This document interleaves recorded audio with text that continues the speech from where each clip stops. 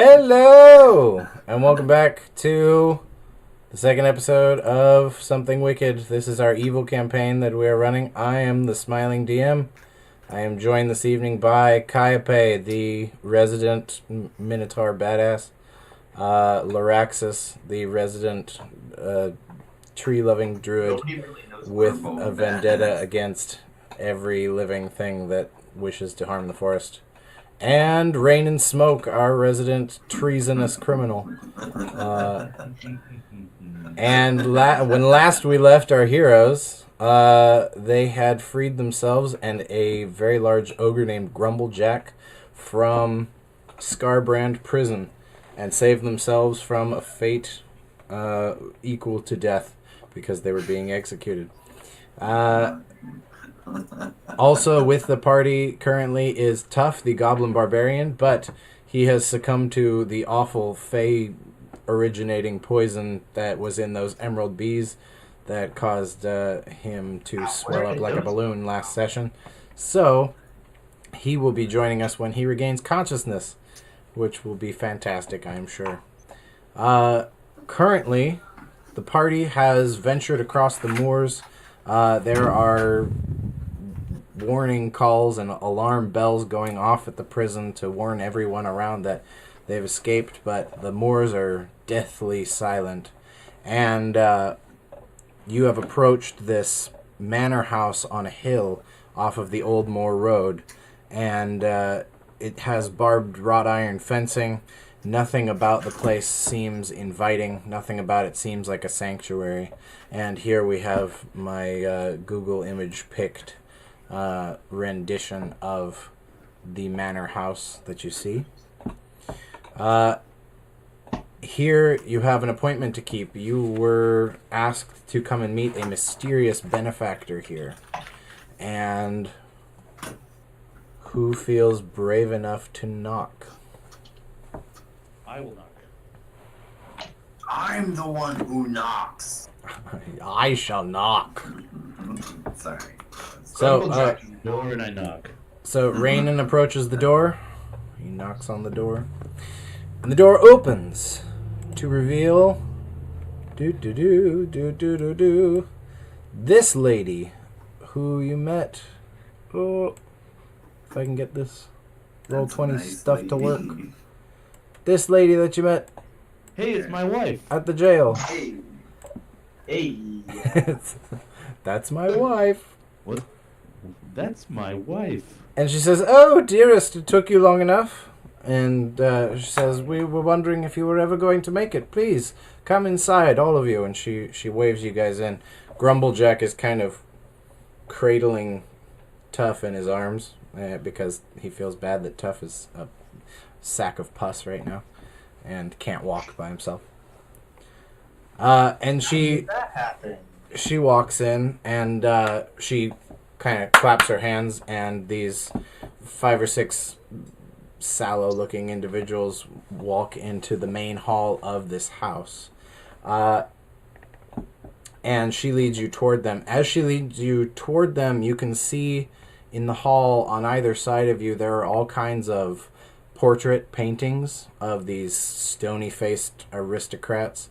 They all look kind of gray-skinned and beardy, and they look like they've never had happiness in their life. Especially there's a huge portrait of a family with a man, but the woman's kind of giving him side eye, and he's holding a baby, and he's got 2 children, and they're kind of just angry looking. And next to it is this huge artist's portrait of a windmill on a hill that looks like it's falling down. And so she leads you through this gallery and into a main hall where there's a sweeping marble staircase going up, and sort of suits of armor with wolf-looking faces. And she shouts at these people who have joined you guys in the hall. She says, "Slaves, these are our guests. I want you to see that they are well treated. I want you to take each of them to their rooms and see that they are well fed and washed. We don't want them to meet with the master in such a pitiful condition. And she kind of dismisses them, and she turns to you and she says, the master commands that you all appear before him after dinner tonight, and so please go and make yourselves presentable. And she kind of waves you away. I say, I thought I was the master of this house, and I wink at her. And she looks at you and she says, oh no, but you'll meet him soon enough. You're gonna catch hands from the shadows. Can I just sneak outside? Can I even try and cast a charm? You can try to cast it. Or a persuasion, or not cast it, roll. Yeah, roll Hank said persuasion. Try. He said try to roll persuasion. You can roll on. persuasion. While he's doing this, can I roll detect magic? You would just cast detect magic, yeah. Or can I Can I do a strength check? So on a 10, she is not particularly impressed. She knows that you're trying to joke. You can see that. She recognizes that. But you get the idea that she's very serious about the master. Whoever that is. They have a real thing going on. So the slaves go off and they start doing their things. Loraxus, you cast detect magic. And you can see the suits of armor are enchanted, the fireplace is enchanted, the walls are kind of crawling with all this illusion magic and enchantments of protection, and similar to the runes of warding that you saw on the bars of your cell at Scarbrand, except that this, you can tell that this magic is more illusion based than protection based, so it's kind of trying to cloak what things really look like. Kind of like a glamour has been cast over the whole place. And it looks nice enough inside. There's not dust all over everything or cobwebs or things like that for such a huge house and with only 5 or 6 servants. But yeah. Okay. So the I would servants... like to roll perception. Say again? I would like to roll perception. Okay, roll perception.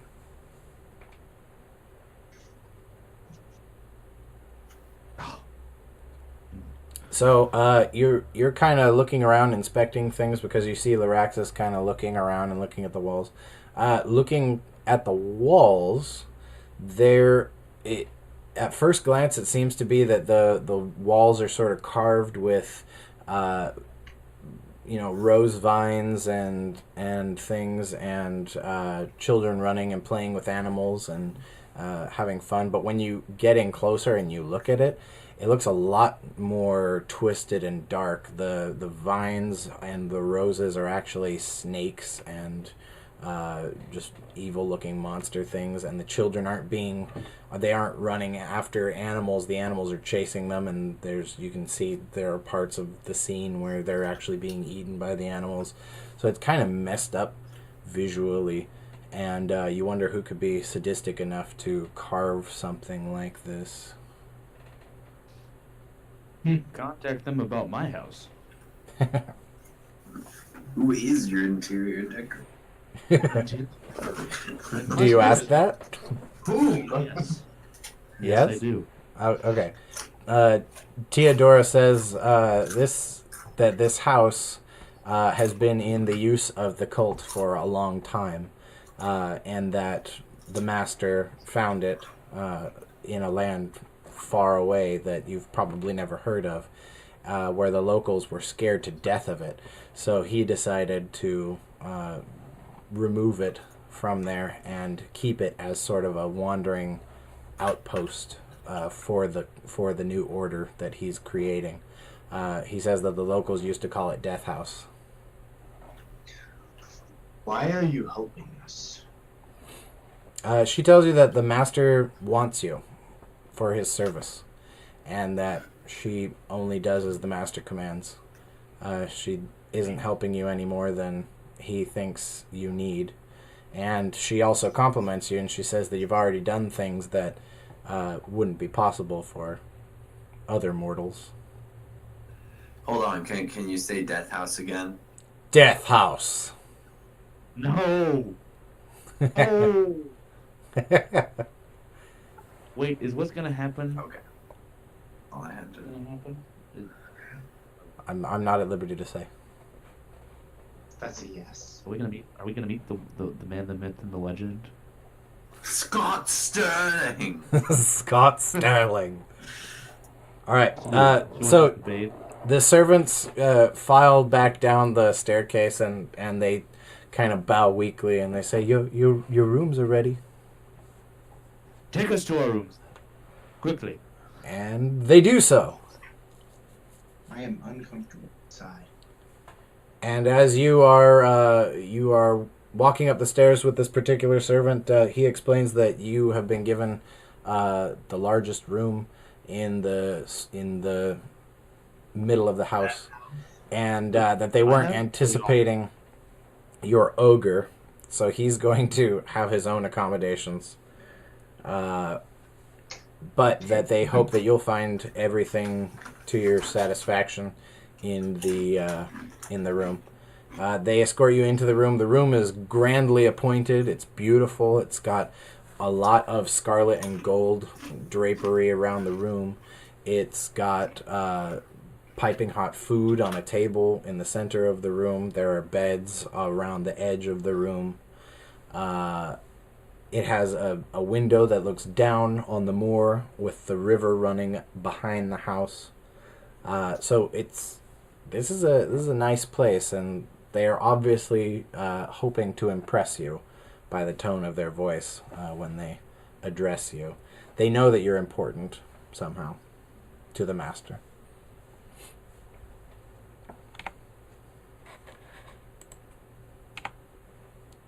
And before they leave, the servants ask if there is anything that you require, because Mistress Teodora will be going into, they just say into town, kind of vaguely.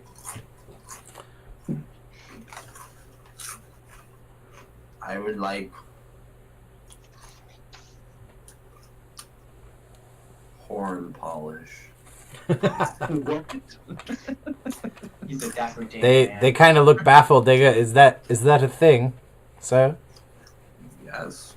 Have you never seen a Minotaur polish their horns? That's Makes all a you good want. No, we have Look, not. something like this. The servant admits that this is the first time he's ever met a Minotaur, so he doesn't know whether you're being serious or not. Have you never heard the saying, as mirrored as a Minotaur's horns? He confesses that he has never heard that before. I don't think anyone has ever heard that before. But he says that if you can wait until Mistress Teodora comes back, he will personally send someone to polish your horn for you. Not one. Oh, sorry, horns. Both of them. Polish your horns for you. Which ones are we talking about here?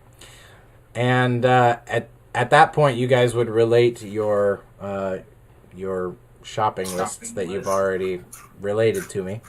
Can I add a jar of tartar sauce to that? Say again? Can I add a jar of tartar sauce to that? Yes, absolutely. That's actually on the table with your food. I want clam chowder. I want chowder. We need a little tartar sauce for our mini tar. I'm not a Minotaur. No, he's a Minotaur. I am a regular sized Minotaur. I'm a regular Minotaur. Okay. So you guys spend a few hours resting and eating. The wine on the table you find is imbued with some healing magic. The slaves took tough to put him in a sort of an infirmary situation and try to squeeze all the pus out of his boils and things. But Is it the squeezing room that Violet goes? the squeezing room. She's got to be squeezed immediately. We have to get the juice out of her immediately. There's no air in there. It's juice. She has to be juiced. But that we'll just have to wait and see how he comes out. So, you guys are hanging out in the room. If you have anything that you want to discuss, now is a good time to do it. Otherwise, drinking the wine and eating the food counts as a full rest for you guys. So Yeah, go ahead and I wanna get do your stuff back. I eat the things. I do the stuff. Okay.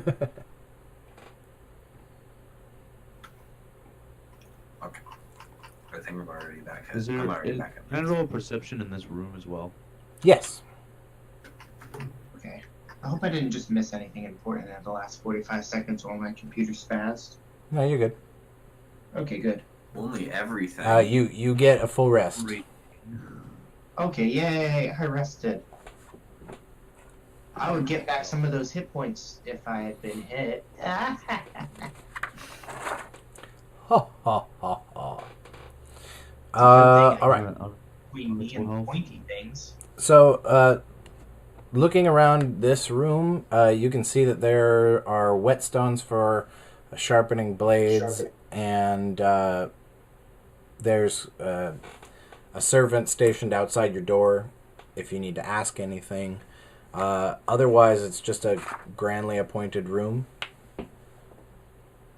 with nothing major deal about it. There's a fire burning in the fireplace that looks to you like it's obviously enchanted because the flames are green. Flames are green. Yes. Well, that's I always examine the fire because Okay. it is green. Roll me an Arcana check. Arcana. So I'm assuming we just get our hit points back, right? Yes, you get your hit points back, you get your spell slots back. Oh, this is not going to go well. Ooh. Oh, wow. So you've never seen green fire before. And if only you had advantage. Right. I know. Yeah. Right? That's not good. Can I roll Arcana? Yes, you can. If it was a wisdom based, I might have been better.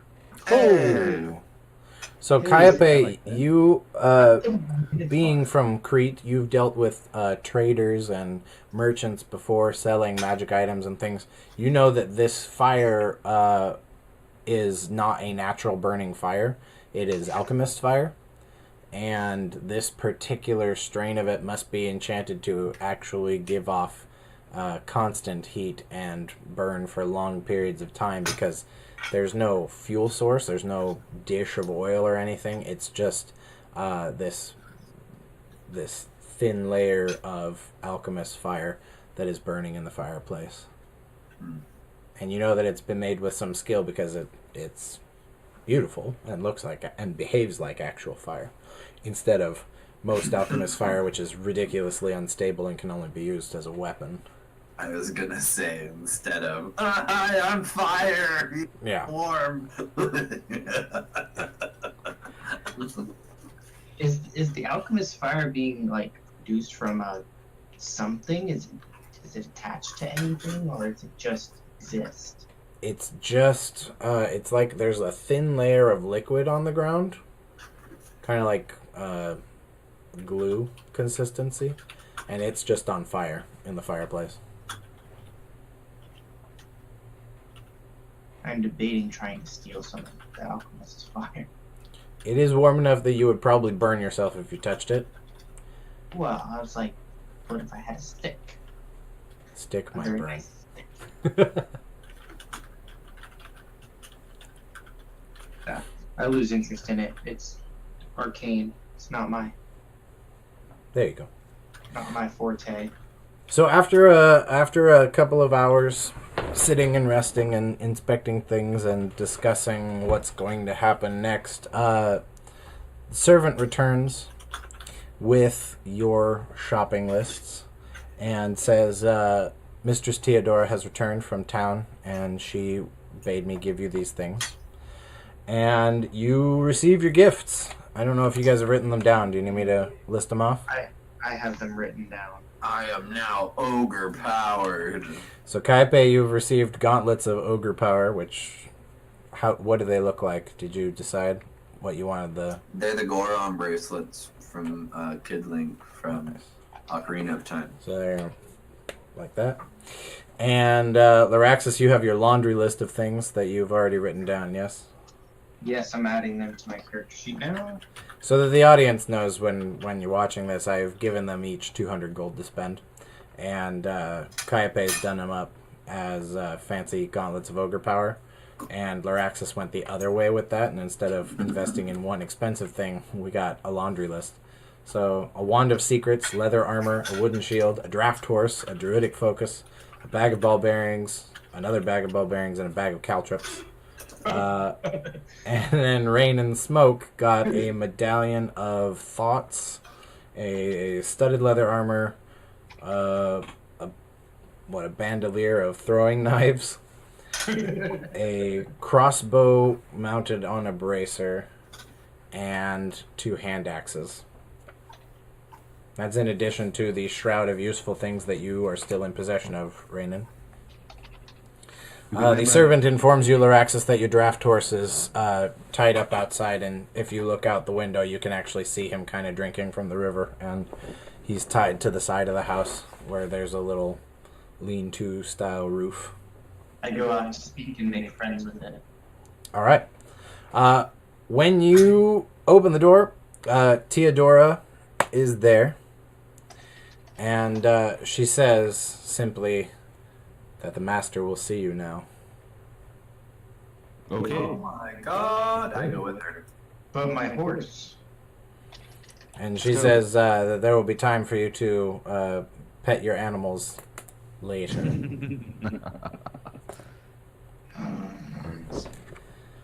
That's my horse. So, Theodora leads you to another beautifully appointed room. This one richly decorated with dark wood and brocade tapestries and things. And sitting in a leather high-backed chair is a devilishly handsome man. Ooh. Did you throw up a picture of yourself? I'm not a screen. Is Totally his should. name Barty? Oh. And he looks like this. Only slightly maniacal looking. I like it. And he smiles at you as you enter into the room. And he says, "Welcome, welcome, friends. I believe you are the first to ever escape from Scarbrand prison. Of course, you had a little help from the outside." And he smiles a little bit. What you're talking about? It was me. He says, "I've no time for pleasantries, however. You must be curious why I've helped you, and why you have been summoned here. I assure you it is no act of random kindness. I have brought you here for a reason. My name is Atticus Thorn, and I am the last high priest of Samael, the chained angel, left within the Kingdom of Thule." He explains that once on this island, the old powers, Mammon and Samael and Eris and Shala, were all worshipped as gods, and he believes that that is right, and that is how things should be.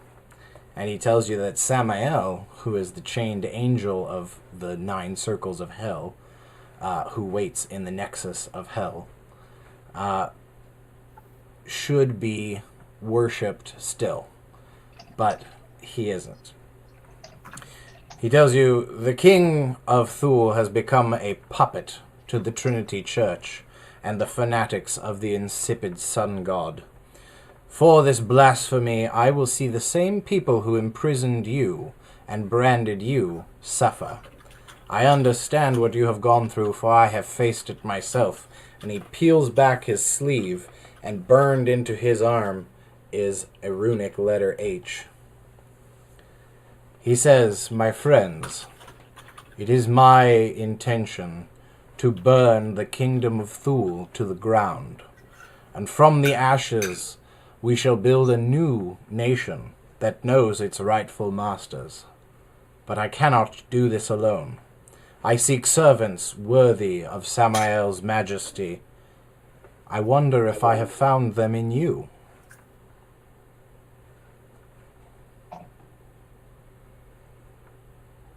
And he looks at you.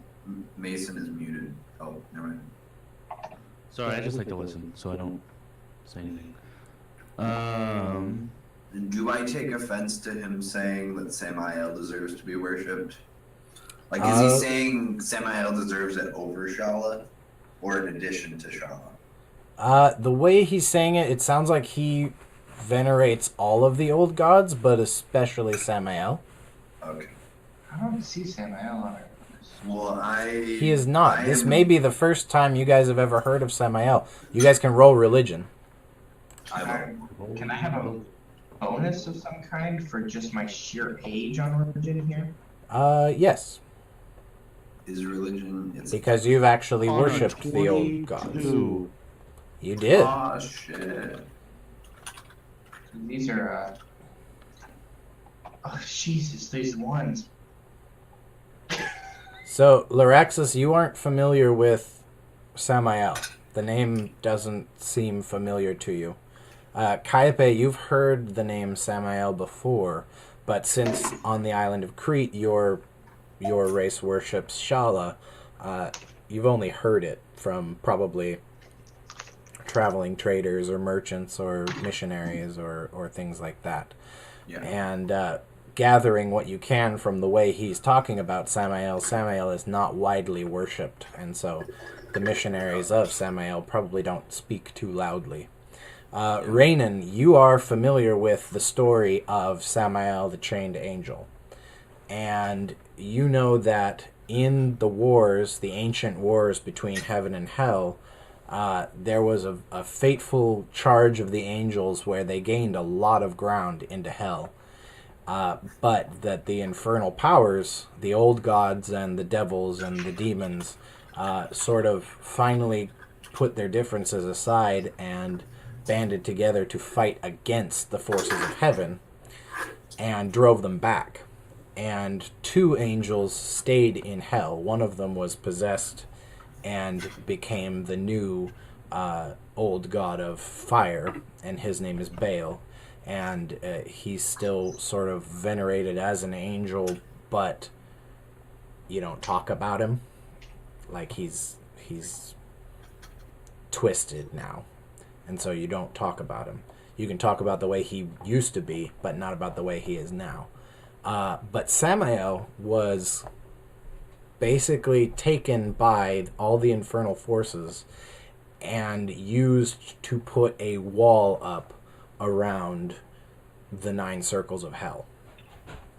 And this image that circulates, that is a depiction of the 9 circles, puts the center circle in the center.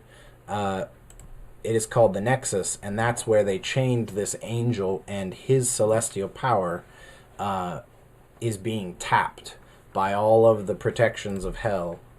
And that is sort of a gate. Sometimes it's called the Dark Gate, and that's how one can either enter into heaven or enter into the abyss, which is below the hells, and that's like the chaos dimension. But the Nexus itself, by being there, protects all of the hells and uses Samael as sort of a power source. But you have also heard whisperings, since you got a 22, I'm going to give you extra information. You've heard whisperings among devil worshippers and worshippers of the old gods that Samael himself isn't just chained there. He's making a plan. He has his own schemes that he wants to put into motion, and he wants to become more than a battery for the hells. He wants to become an archdevil in his own right and have his own domain in the 9 hells.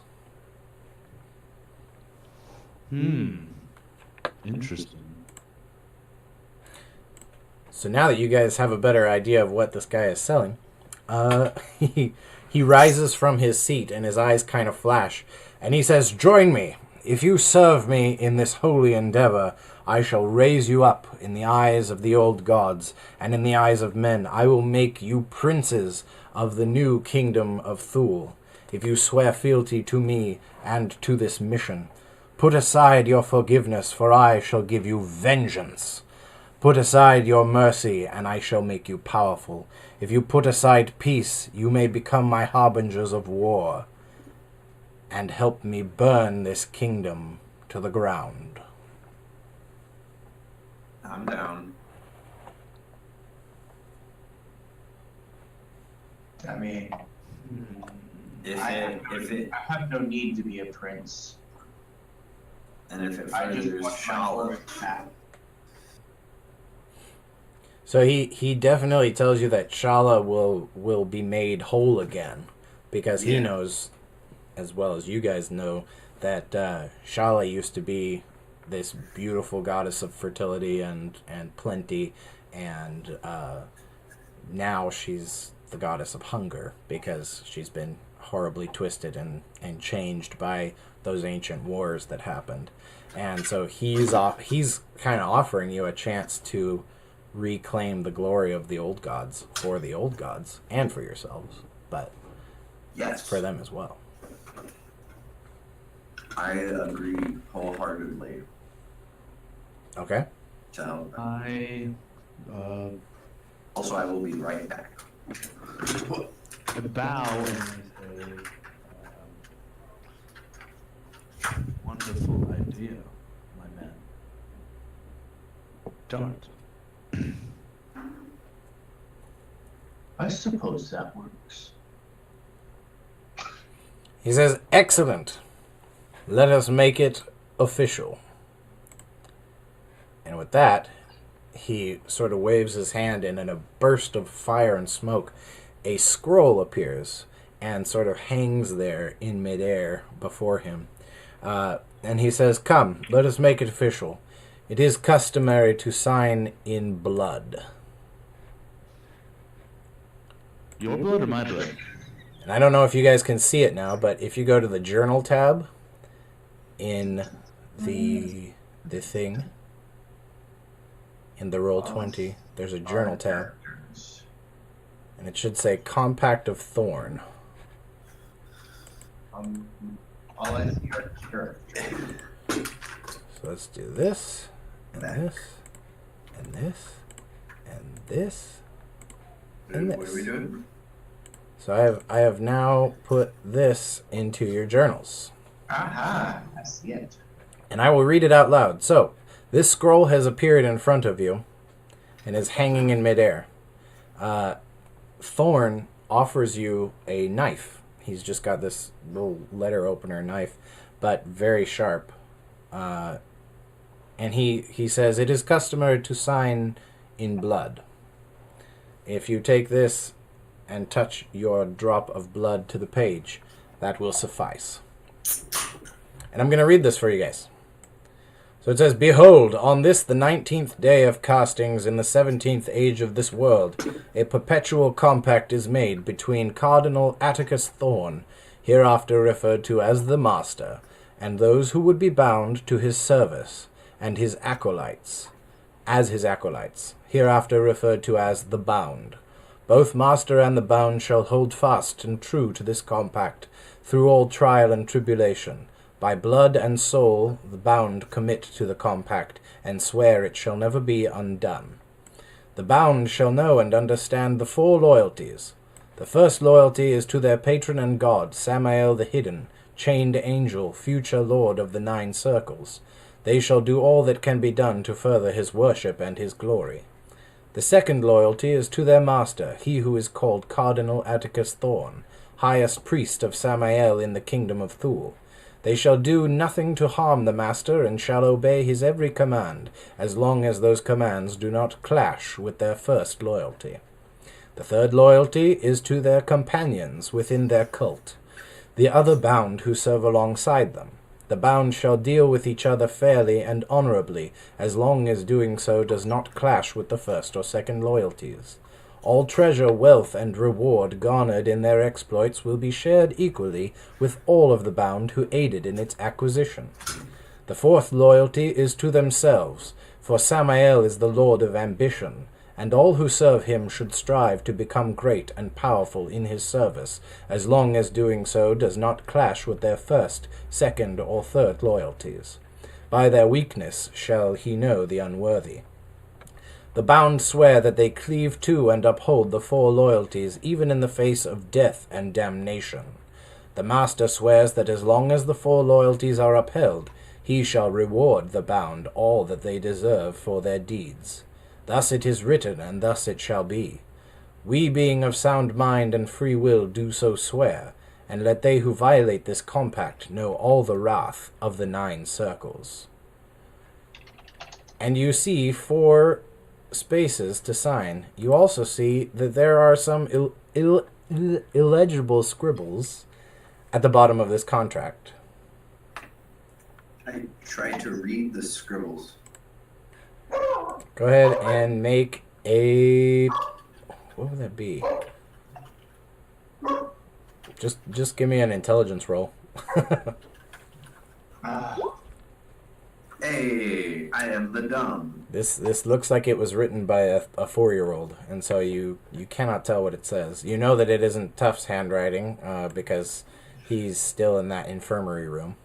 God bless, what is with the RNGesus on you today? Raynen, you look at it, and Loraxus, you can't tell what it says either, but Raynen, you kind of squint and turn your head sideways, and you are fairly certain that it says Scrick's Red Scale, but written in such bad handwriting that a child could have done better.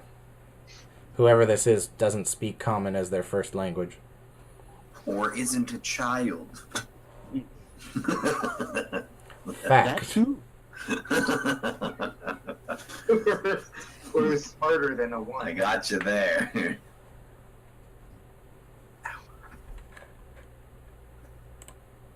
So now the question is, may I add your names to the signed? Yes. Kiape of Crete. Ooh, Crete.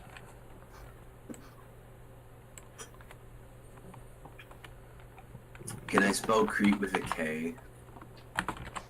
You can do anything you want. It's D&D. Shit, I want to spell Crete with a K. Kiape of Crete. KK.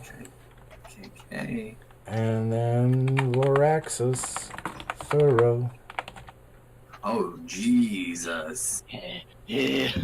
Look who decided to go up. Tom crawls into the room. Crawls into the room.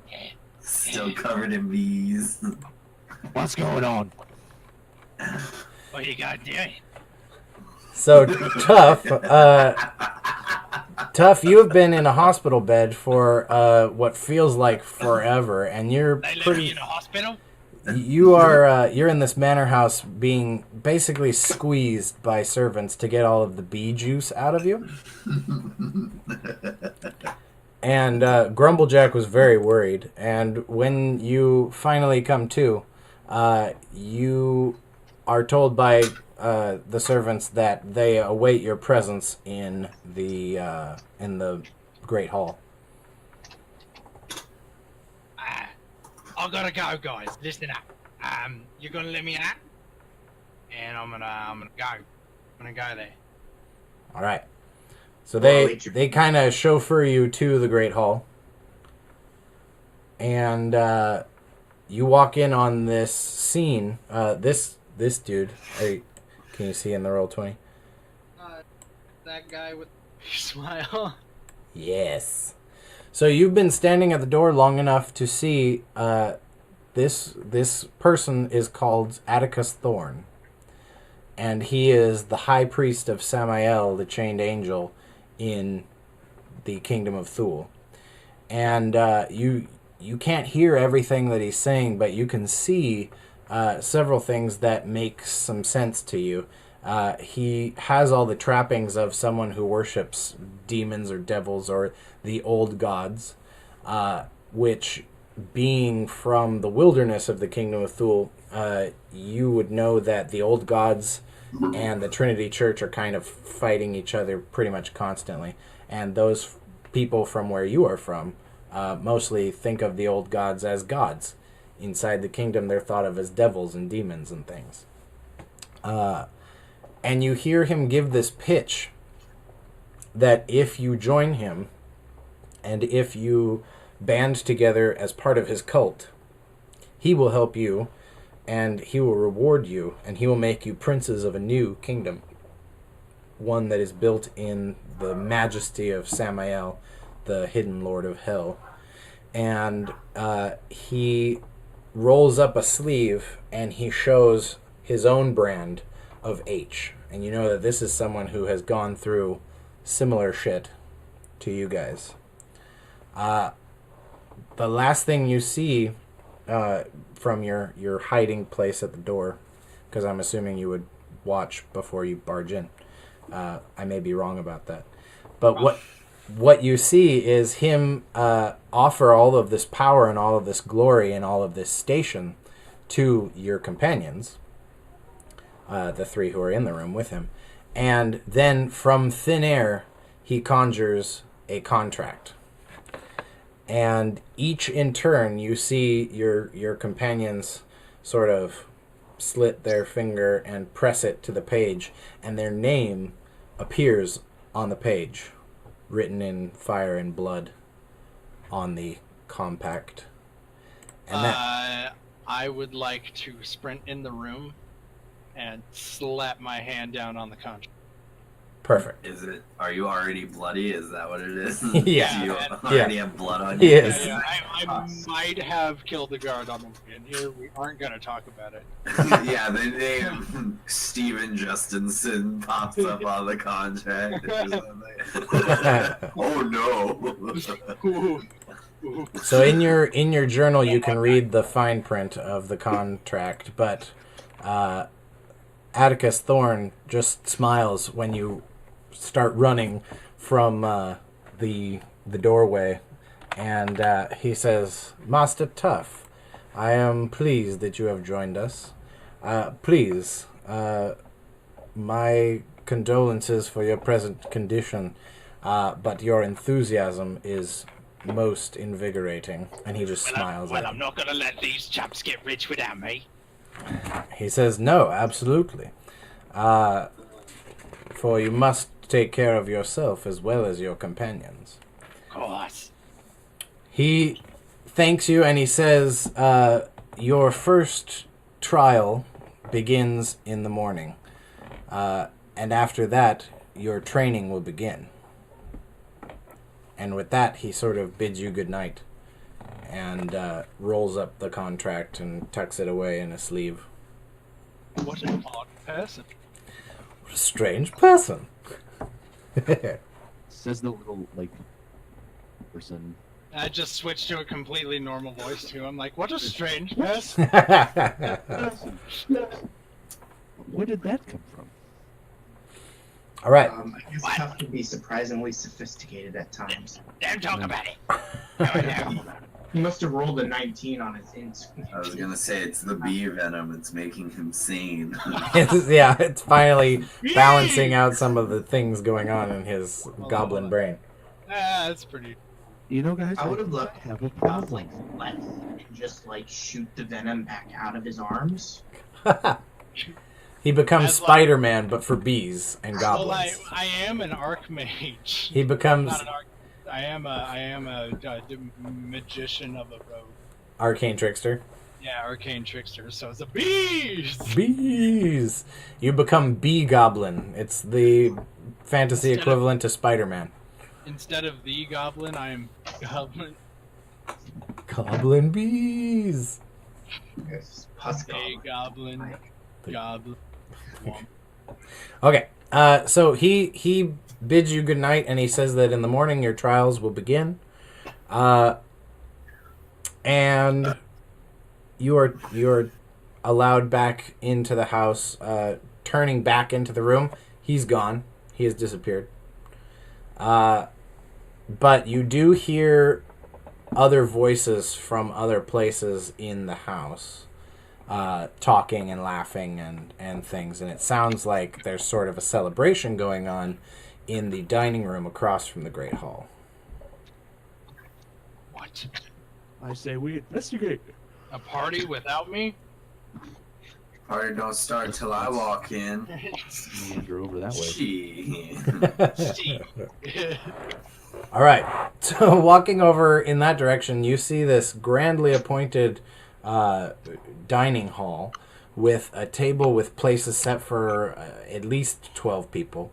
And there's a crystal chandelier above. There's crystal decanters full of wine. There's plates of food laid out. And there are 4 people in white furs and sort of heavy clothing seated at the table, talking to each other, laughing and eating, while there's servants going back and forth, making sure that their glasses stay full and tending to whatever needs they might have.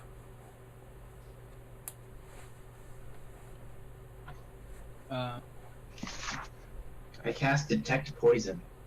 Okay. So you know that there's 4 people, and I have an image here. I don't know if how well you guys can see my camera, but Oh, we can see it all. oh god, Oh god. Ah! Ah! I can see sideways in time. bees! Oh! My video's playing. Oh! No bees. Bees? Bees? So this is what the folks look like. You missed your mama. Oh. Ooh. She. Okay. Alright. Anyways, And They're White Walkers. the big beefy burly guy is seated next to the woman. The 2 others with the black hair, the 2 men, they seem to look like twins, but one of them's obviously more rugged and outdoorsy, and the other one is in very fine noble's clothes. Loraxus, as you cast Detect Poison, you see that the one in the noble clothes is sitting by himself with a place setting on either side of him, completely set. Both of the wine glasses next to him, one on either side, are very poisoned. Otherwise, there's nothing else on this table that bears any poison. Delay. Just the wine glasses in front of him. To either side of him. His own wine glass is not poisoned, and he's drinking from it quite happily. Okay. And he just smiles at you as you enter, and he says, "Ah, fellows, please come join us."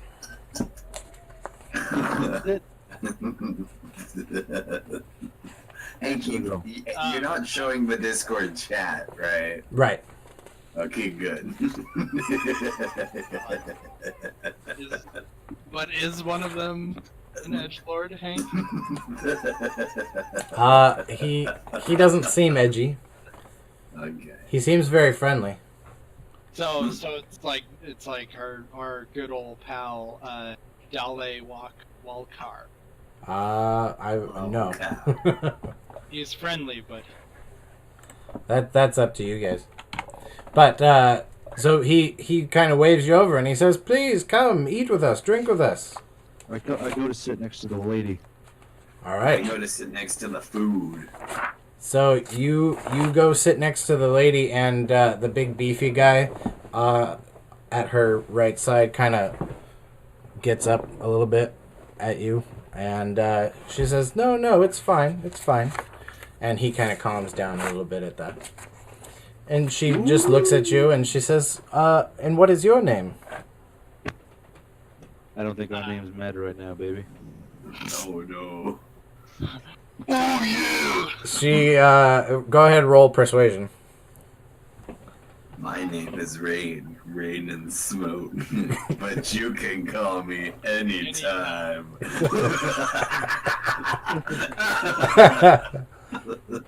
This is for anybody watching. This is not how you do pickups.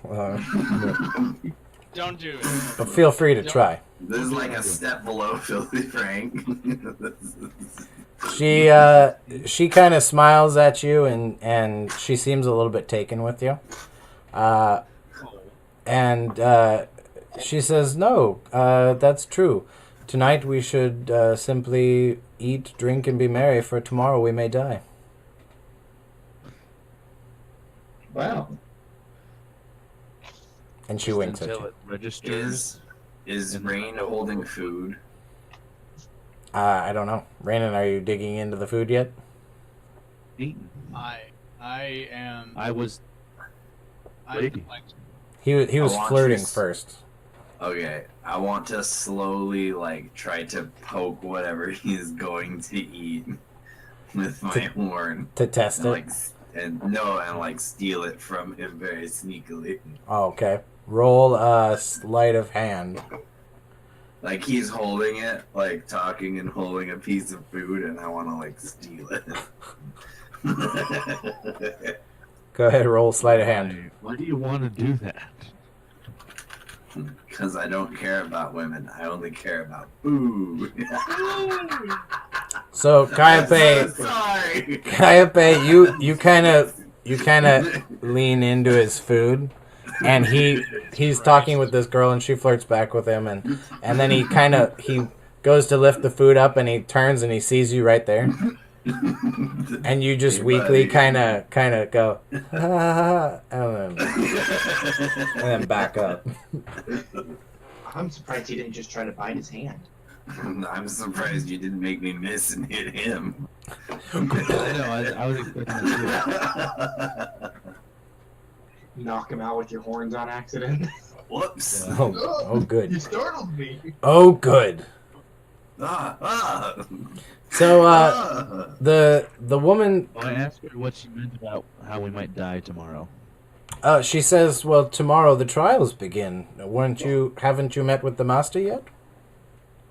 Okay, but I don't. He said training. Remind me what. I say with a mouthful of food. And the big beefy guy looks at you and he says, "Usually they're the same thing. There can be no training without pain first." You're not He wrong. was Sith Lord. Only Sith deal in absolutes. They aren't familiar with the term, but you think that maybe they might be. that he thinks that they are uncultured and therefore he. But the ranger brother, the wild, rugged-looking ranger brother says, "It's nothing we can't handle. We've been through our own trials and tribulations before. We'll be fine." And the woman kind of looks at him and says, "Yes, I'm sure that we will be." What should we expect? And when we retire, we come back. The gospel's understood. Talk about it when we die. That was a good solo. Thank you, Kai. The woman says that she's not entirely sure what to expect because it seems like they've already been through some trials just getting here. They were summoned from the frozen wastes in the north, and she explains to you guys that they had to break an embargo, basically, and flee from their nation in order to come to the island of Thule, and that they all risked their lives by doing that, so they aren't sure what more they need to do to prove to Thorn that they are loyal and they want to be part of his cult. But They need to die. they say whatever it is, we'll do it. And that seems to be the general consensus in this group of White Walking people, that whatever it is that he asks them to do, they're going to do it. I walk by and deliberately grab one of those poisoned glasses of wine. Or grab for it, anyways. All right, so when you approach, he says, "Oh, hello, my large friend. Please take this, my gift to you." And he kind of lifts up his glass to clink with yours. Champagne. Can I detect motive on him or something? Insight. Insight. See if I know he's lying. Why Yeah. can't Zach just read his mind? I'm trying. I have the medallion. Holy moly! Oh. You are really good at reading people, apparently. And Wait, does that mean you rolled 2 nat 20s just Yes. Yes. yeah. now? So you're Hey, trying you to better roll figure high. out if he's serious because you know that this is poisoned, and you can kind of tell that he knows it's poisoned too, or he wouldn't have said anything. And he has that slight tone in his voice that suggests that he knows exactly what's in the glass. But he doesn't seem malicious. He just seems friendly. Never bet And against something about his Syria. manner makes you feel very welcome and invited to drink what's in that glass. I cast, one second. I got this here. I got this. I've got like 20 pages of this, but I cast Purified Food and Drink Nice. to remove the poison. So you kind of tap the glass and it glows for a moment, and then it's rendered perfectly safe to drink. And as you take a sip, he kind of looks at you and he just goes, "Everyone always ruins all my fun." I could have poured it on his face. And he takes a drink of his cherry cola. Product placement. Sponsor me. Sponsor. He seems very put out that you found out his trick. Wendy's give me free stuff. Hey, Tough. There's another glass over here. Want some? What? Yeah.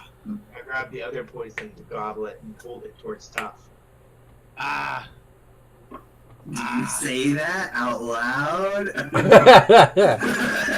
Tough roll or Do you give me any indication? Are you like, hey, Tub, here's a drink? tough roll insight. No, I just say. There's no winking. Tough roll insight. He's caught me a little busy stealing some tables, so, is this with my wisdom modifier? Yeah. Dos, Rollerino, I get an 8, I drink it. Roll a Constitution saving throw. Shit yourself. Fuck!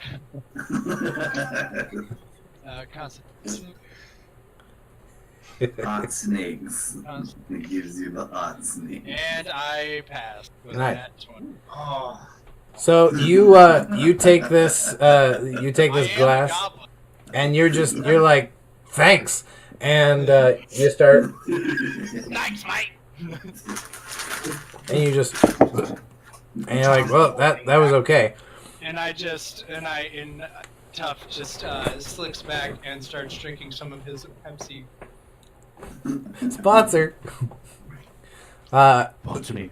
Please. Wendy's give me free stuff! And this guy he's in these noble clothes, and he's got his hair slicked back, and he just looks pissed off now, and like you guys have ruined his night.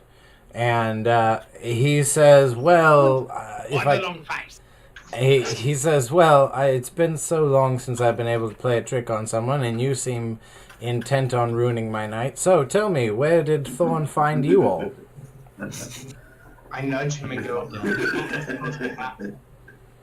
And he's kind of asking the whole table now. He's asking, where did Thorn find you guys? Round. In the hardest prison to escape you can ever find in this land. I don't want to say that because it was really easy. But they don't know that. We did kind of make a mockery of Well, it wasn't easy. It was No. easy for you guys. That's true. Which People of our specific skill sets. You have a very specific set of skills. so yeah, I say he found us in Scarbrand prison. Ever heard of it? And they say, sadly, no, we've not heard of it. They Tell explain that they're from, not only from the mainland, but they are from way to the north of the mainland. So they don't have the same points of reference that you guys have. But they're obviously a little bit impressed by that. And they ask if you know yet what your assignment is to be. We represent Of course the I do. SVD. No, the SVD. Of course I know what my assignment is. Don't What are you? you talking about? We didn't get an assignment. We Shut just up. had to sign it. Something. Shut up, Tough. And she says, well, he didn't explain which circle you're part of. Yes, of course he did. Circle? What's that? I'm just eating food and shrugging every time she asks. I am of the circle of the forest. Cool, but your comrade just keeps ruining it. So she's kind of confused at your remark, Loraxus, and she says that she thought that that circle had already been filled, but perhaps the previous circle failed and you're their replacement. And she tells you that they are part of the Arabite circle, and their assignments will be subtle and subterfuge and some behind-the-scenes things, and that they're expecting that their trial tomorrow will be some sort of first assignment for them. Shut up, Zach.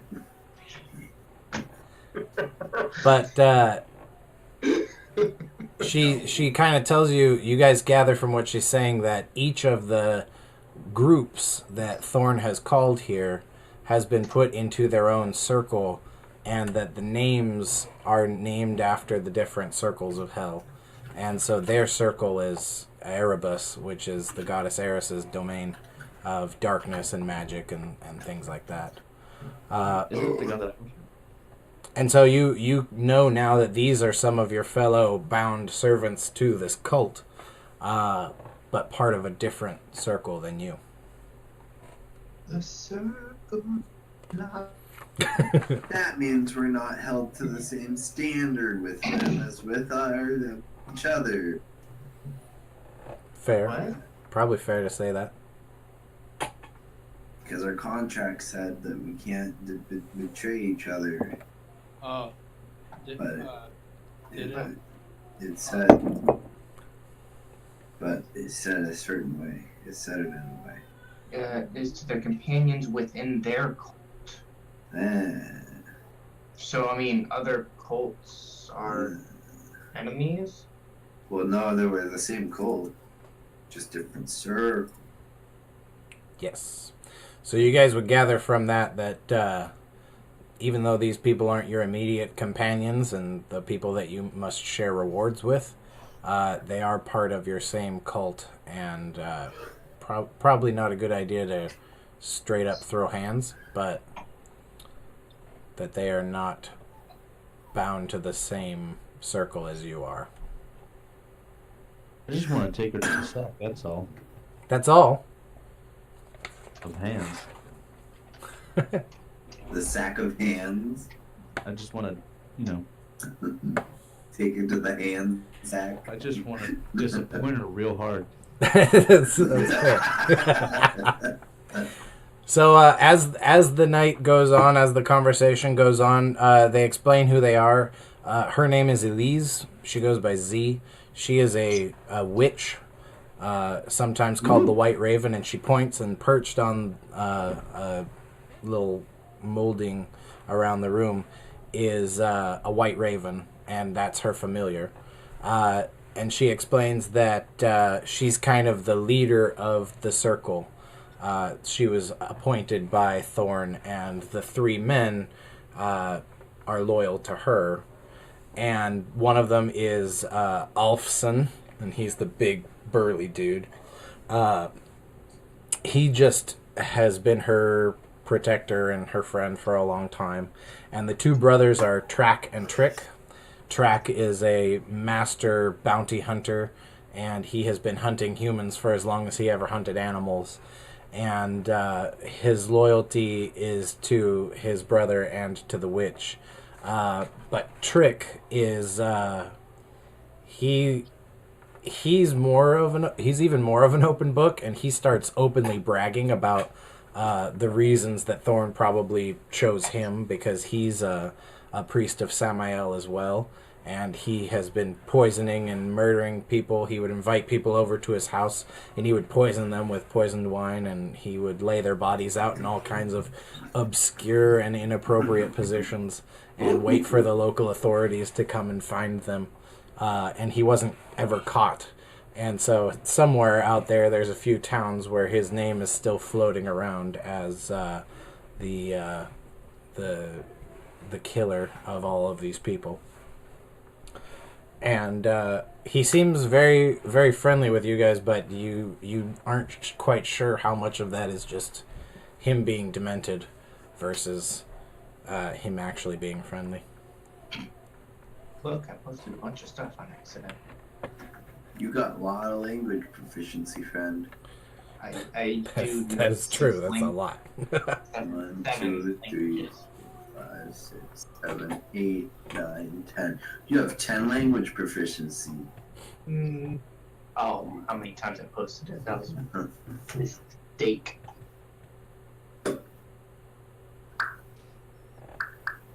So the dinner draws to a close. Is there anything else you guys want to say to them or ask them or do with them?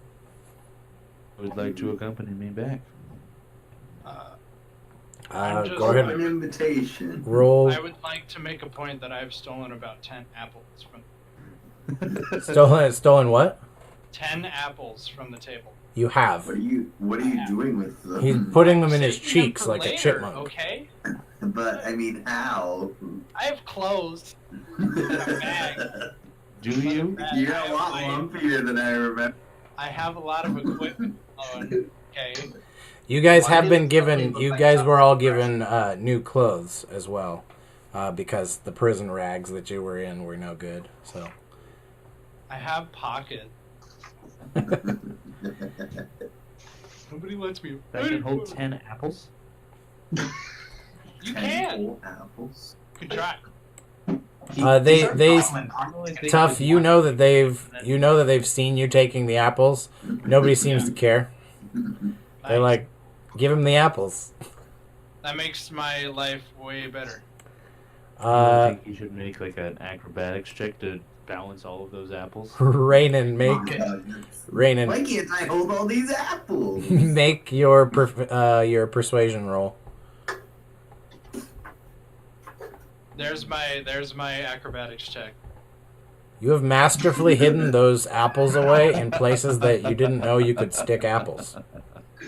Oh my gosh! Why do we success crit critical success on all these Stupid matters?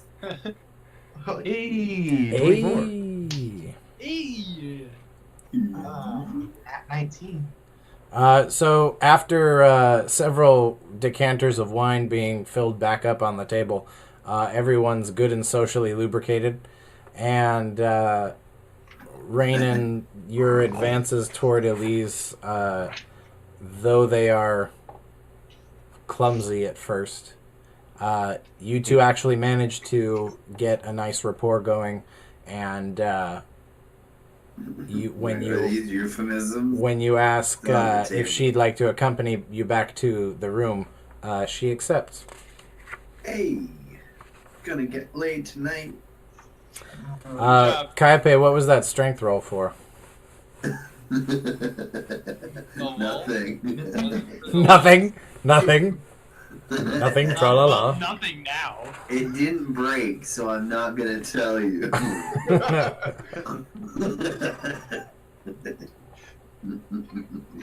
This is the wrong way to play D&D, kid. Yes. Don't try this at home. Okay, so everyone kind of files back out to their rooms and things happen. And morning comes. And when morning comes, Satisfied. the lady is gone. Raynen. Raynen, you disappoint her real hard. That's Super hard. wait. Oh no. That worked out exactly how I wanted it to. 12. So, Fail my listen check. Raynen, when you wake up, there is no note on your pillow, no nothing. She's just gone. Ooh. But each of you, when you wake up, you do find something on your pillow. You find what looks like a circlet to go on your head, made of iron. And so you guys can all add iron circlet to your equipment that you have. Okay. Question: do I have to wear it? No, you do not. But it looks like it's been placed there quite obviously as a gift. Everyone roll Arcana. The only reason I ask is because I'm a druid and I can't. Raynen and Tough, you guys have advantage on this roll. Okay. 24. Also, it's not that you can't, it's that druids don't... Oh, no, wait. Well, it's not armor, so I guess you could wear it. I got a nat 20. I got a 14. So Kiape, you have no idea what this is, and you ask your companions. You guys have seen similar items before. You haven't ever seen one that's just an iron circlet, but you can tell that this is enchanted with some kind of illusion magic. Tough, being a student of illusion magic, you are, or being a dabbler in illusion magic, you're aware that it's enchanted with some kind of illusion spell, but you can't tell exactly what. I'm very upset about what I just did. Wait, what? You said dabbler, so I dabbed, and now I'm just upset at myself. Oh. Turn your camera off. Loraxus 3 years from now, people watch this and not know what that is. Exactly.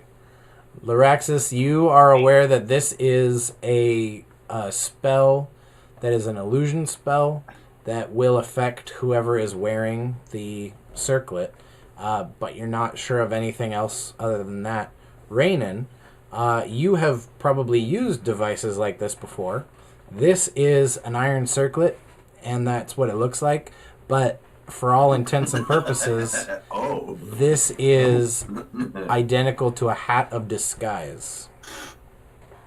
Ooh. And each of them are identical, and they are large enough that, and you kind of test this because you've seen this minor enchantment before, they resize. So you can either put it on your head or you can put it up your arm, and it will tighten or loosen to fit wherever you want to put this on your person. Can we put it on as a ring? Would it You shrink can put it better? on as a bracelet, like behind your bracer. I put mine on my head, I put on my iron circlet on my arm. on my horn. Okay. Naturally. Am I allowed to wear metal accessories if I'm not allowed to wear metal armor? You are. Okay, perfect. This looks like it hasn't been worked too much. It's not too artificial. It's sort of, there's some kind of purity about it. Okay. So you guys now have these things, and if you guys trust Raynen's proper identification of this, you are all armed now with a hat of disguise. Let me add that to my equipment. With an active disguise. A hat of disguise.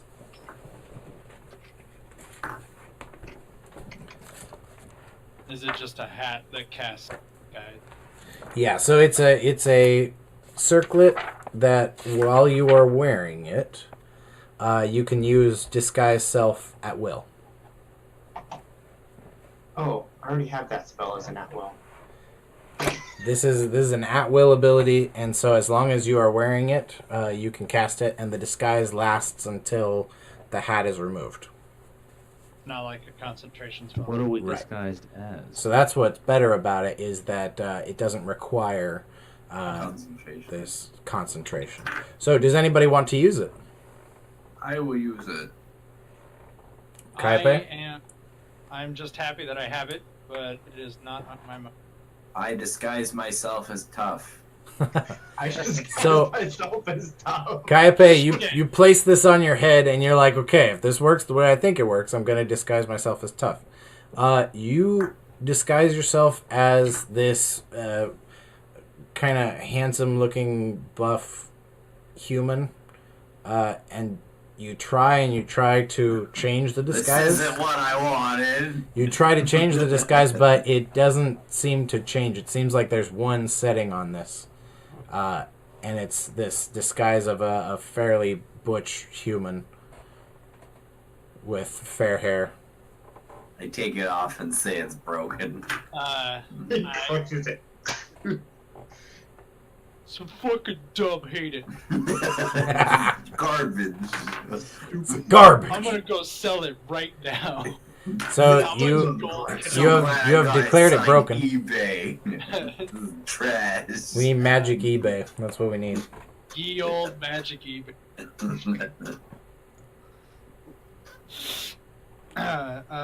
Hank, I got uncommon magic items. Say again. I am looking at uncommon magic item right now. Okay. I've spent 100. Broom of flying. What? No. Yes. Why Yeah. would I ever want to take? That's the thing. So what would you like? Because you were not here for your shopping list. Oh my God! I have a scimitar and a hand crossbow mounted. I'm assuming we got our gear back. Yes. No, No. Yeah.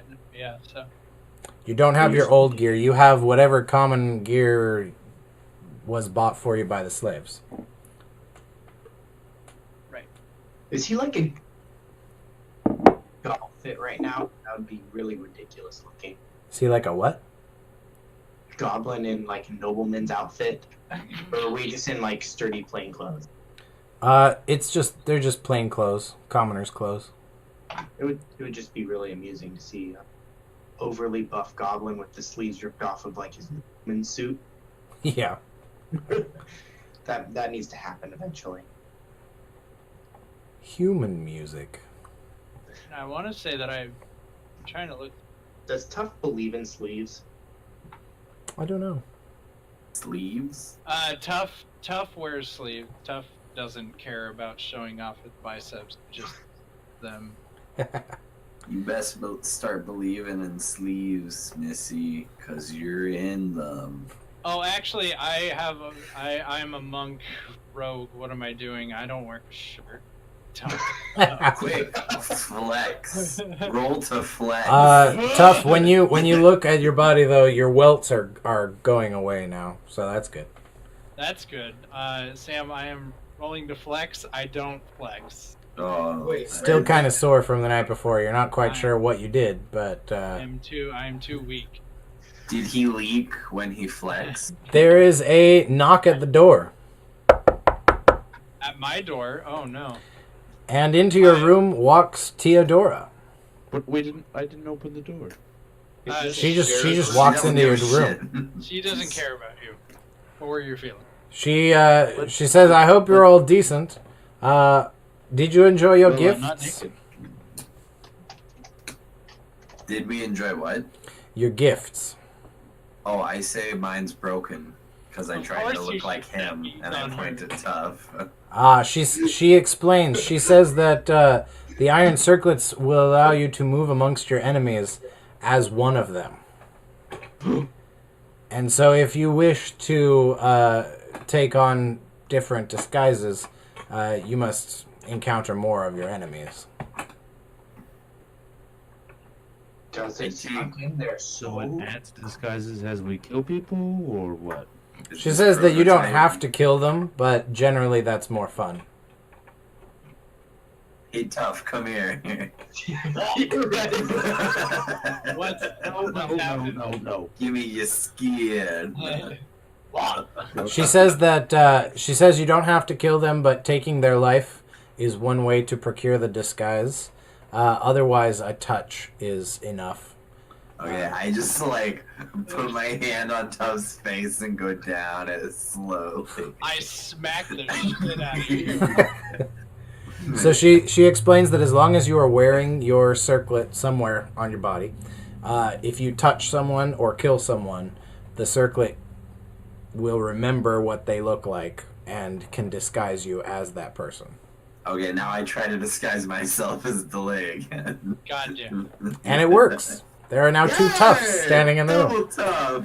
That's multiple tubs. Double Guys, toughs. it's gonna kill me, remember. Although it is a rather uncomfortable sensation, Kiape, to not have your horns. Wait, what about my horns? In this other form, you don't have your horns, and that might feel a little uncomfy. She tells you to get the rest of your equipment because you are going to need it. She was sent here to lead you to the basement for your trials. I make sure to shake her hand and say thank you. She shakes your hand, and she says, "Of course." What was that? That was. It started as a oh, but it turned into me getting stuff caught in my throat. So Loraxus, when you shake her hand feels really cold. Like it's warm in the house. It shouldn't be icy cold when you shake her hand.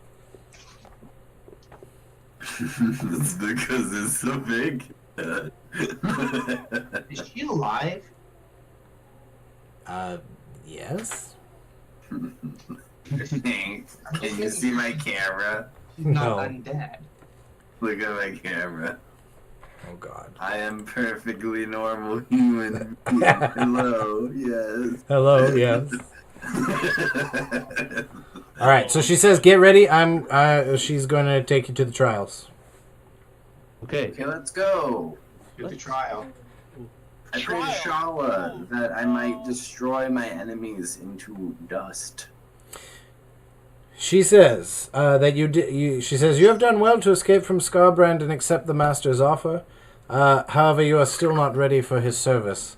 I will escort you to the basement of this domicile, and there you will find 9 chambers, each more dangerous than the last. And somewhere hidden within these chambers is a pendant of silver and sapphire. Recover the pendant and bring it to the master. Let nothing and no one stand in your way.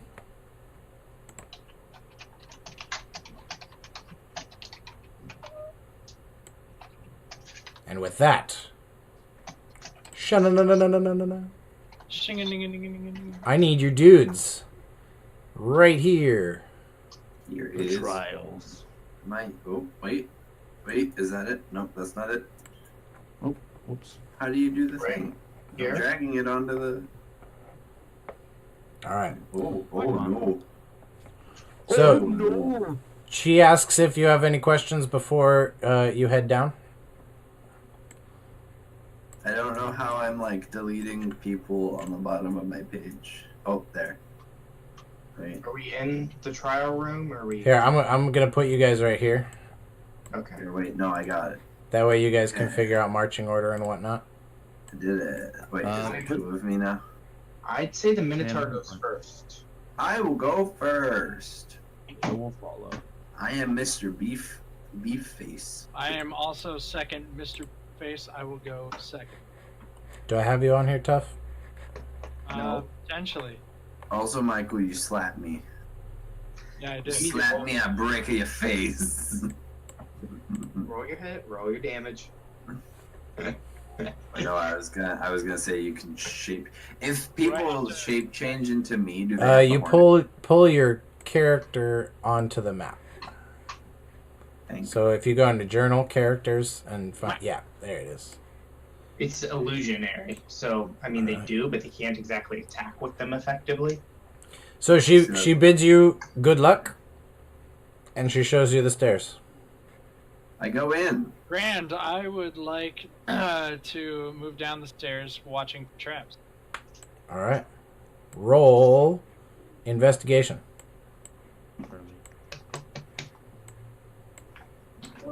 Which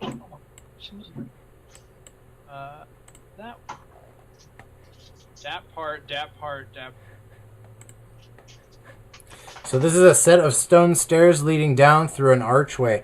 Inscribed over the archway in common is a phrase. It says, "Deception is a tool. Self-deception is death. Deceive always thy enemy, but never thyself." And you guys can read that plainly. This room is lit by a small oil lantern hanging from the middle of the ceiling. And there's a single door.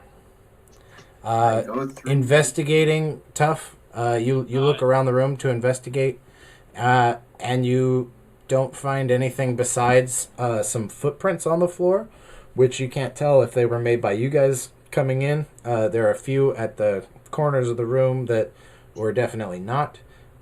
Most of them lead toward the door. Jesus Christ. What the fuck, Michael? Have you just had a burrito sitting in front of you this whole time? Yeah, dude. That you only just now start eating? Yeah, dude. All right. Hang on, I want to make sure that ends up in the thing.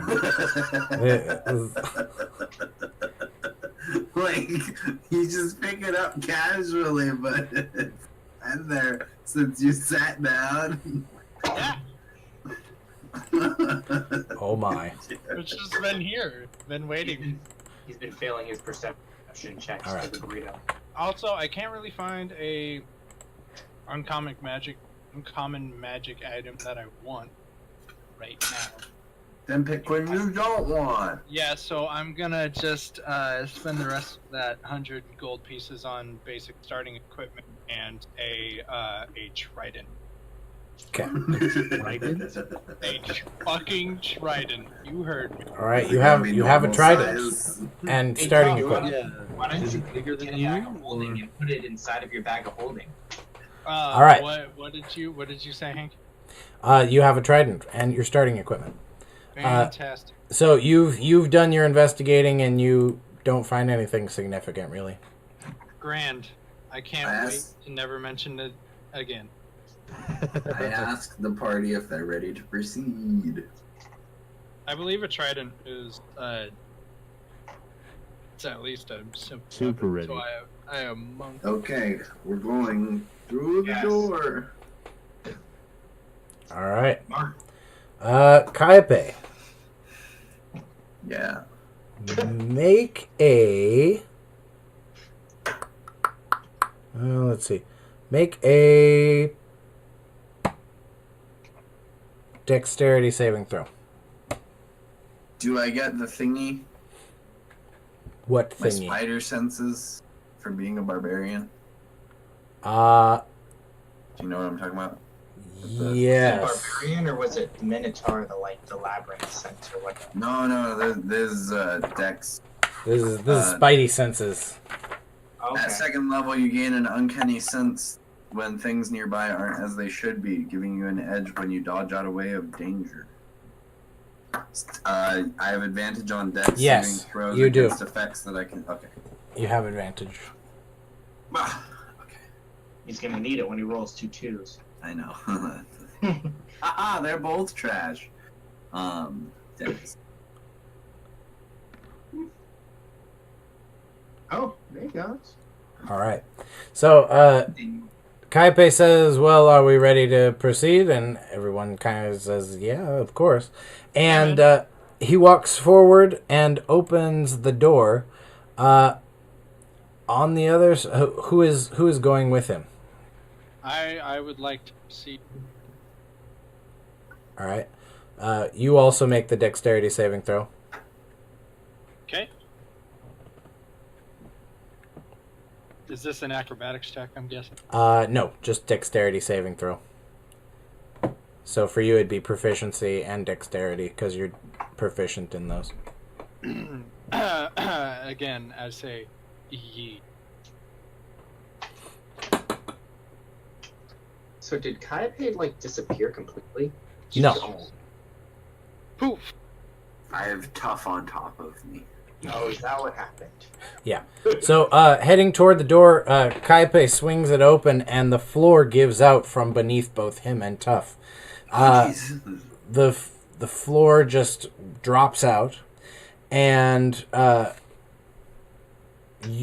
both of you have enough quick enough reflexes to kind of grip the side of this pit that you find yourselves in. It descends 10 feet down, and you can see that there are jagged spikes, just broken shards of glass and metal spikes rammed into the ground, and all kinds of blood and bones strewn about the bottom of this pit. Tough, you hop up and out. Kiape, you pull yourself up from the ledge. And you can see that the doorway was a false door, and that it has stone. Inscribed on the stone in the doorway is, "Thou wert deceived, pain is thy reward." Everyone roll. That's a clever one. Everyone Some roll real perception. fake doors. Still here. Still It's selling real real fake fake doors. I would like to roll a 4 on this perception check. All right. So you are just looking around the bottom of this, and you're happy that you didn't fall down into this pit of despair. I'm really satisfied with myself. I will be right back. I rolled a 25 perception. All right. So Loraxus, seeing that this was obviously not the right door, you begin looking around, trying to find some way out of this room, because obviously you can't go back without completing whatever this trial is. And you see that there are no footprints that lead anywhere else, but that the northern wall here and the southern wall here have these grooves roughly in the shape of alcoves or doors. Hey guys, there's an inscription that says it's a deception. What if the pit is the deception? One of you should jump to the bottom and check it out. That'd be pretty cool, mate, but I don't think there's a way to climb out. I can help with that. Actually, I could make you walk down the walls like they were normal. Can't you just send your bees to the spikes? Yeah, mate. Just send the bees. You don't know anything about the bees, Tough. He knows they knows hurt. too much.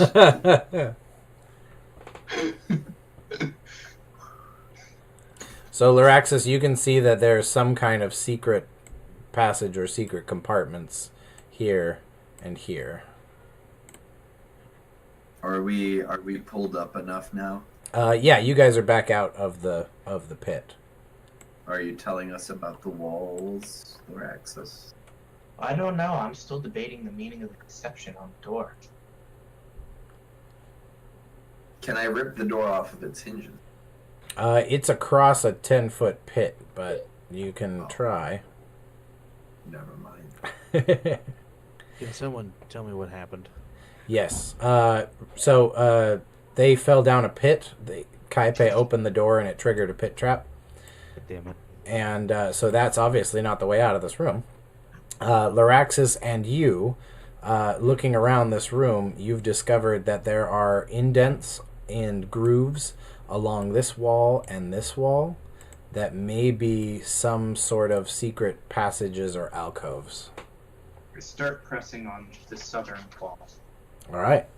So you press, and the wall sort of gives away and swings outward, and this is it was obviously some kind of door, some kind of passageway, and so you have revealed a secret passage.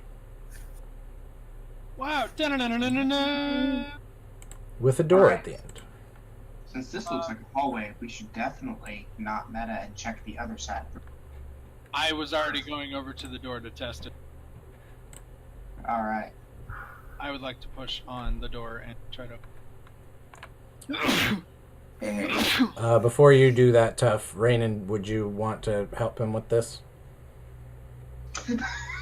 hey, Hank. Since you're the one that saw it. Hank. what? Saw the door. The thingy that he's about to push. Hank. Yes, Sam. I'm having a bloody nose. I'm sorry. Can I go tend to it? Sam, why Yeah. didn't you just choose to have a bloody? Go, Well, I go, mean, yeah. I'm Go, just go happy tend to it, that please. Oh, okay. Go, I mean, I have a diaper here. It's fine. I don't have to go. Shit, I you can don't look stay good, here. buddy. No, You're just, go, ooh, go. your teeth are red too. Like, holy shit. I don't see what the problem is. Oh my Sam, god. go. Oh my god. Okay. You're terrifying the 5 kids who are. Yeah, we've only got 3 viewers. Please don't.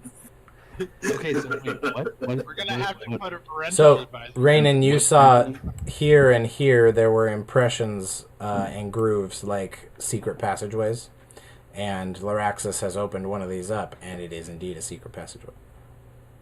That shit out. Okay, so Raynen and Tough, y'all press amongst this. Together, tough. It takes all of your strength, Strong. and it's a little alcove Nice. with something very cold inside. I have dark vision, so if dark at all, then it. It's not dark, but it is. Whoop. I am going to attempt another perception roll.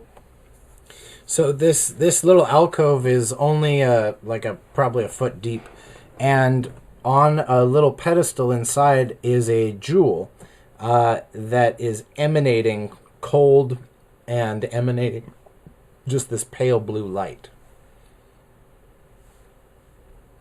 I have rolled a 17 on my not investigation, but Arcana. no, perception. I'm just looking around the room for another set of traps or something. Okay. You can see that there are no more tracks around the room, and you're looking for any more secret passageways to get out of here, because obviously you guys missed something here and you don't want to miss anything again. But looking around the room, you do not see any other stuff. Then I will step up to the light and investigate it. All right, go ahead, roll investigation. Nice. A 20, but not natural. So this is it. It looks like just a gemstone, just a quartz gemstone, but it's glowing pale blue. And you have seen, you see at the back of the alcove, there's another inscription, and it says, "You have seen through deception to uncover a useful tool." I pick up the gem. All right, you Yeah, now have right. the pale blue gem. And I put it in my bag with my starting equipment because I don't. What you got there, tough? Don't worry about it. No, you've seen Raynen. You've seen all of this happen. Oh, okay. You probably had to give him a boost to get up there. I still put it in my bag. Yeah. And then I look back and I assume I see that he's open. Huh. And this. And it's- Raynen, give me an Arcana check. Okay. Do it. 9.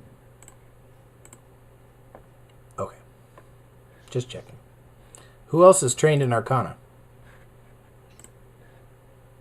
I'm not trained in Arcana. Oh, I thought you were. I don't think I'm trained in Arcana, but I I'm am. looking through. I am a bit of a ship. Looks like nobody's trained in Arcana. That I'm will a be little- fun. I'm a little magical. You are a little magical. Go ahead, give me an Arcana check. That's intelligence, right? The Yes. mystic fire plus. Usually. Yeah, boy. So you know that this gem that you have in your bag now, it's emanating cold. In my back. It's in my back. It's emanating cold because it is alchemist's ice, which is similar to alchemist's fire. You know that if you break this jewel, that basically the equivalent of breaking a vial of alchemist's fire is going to happen, except with cold. Okay, Okay. that's pretty dope. I'm not gonna lie. Get the big guy out. The big guy is out of the pit. Have we forgotten about Grumblejack? Oh, Grumblejack. You I did. haven't forgotten about Grumblejack. You guys, Grumblejack is not with you currently. But is he okay? Yeah, last you heard, he was happy as a clam, eating pigs and things. He had like a whole suckling pig to himself at dinner last night. What's up? You go, Grumblejack. Bleeding all over yourself now? Yeah, he is. He just decided to have a bloody nose or whatever, like a fucking asshole. All right, so we've got a way to get out now. Let's not have the big guy go first anymore. Let's have Yeah, give me a bloody nose. I will go first. The stress is giving him a bloody nose. I will go first, and I will check for traps. And then Michael's nose starts bleeding. All right, go ahead, roll investigation.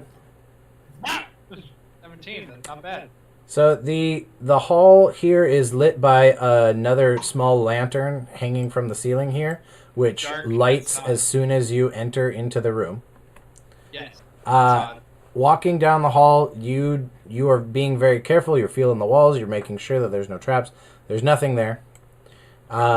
You reach the end of the hall, and you see that the door has an inscription on it in common. I can read and speak common. It says, "Following the herd is for fools.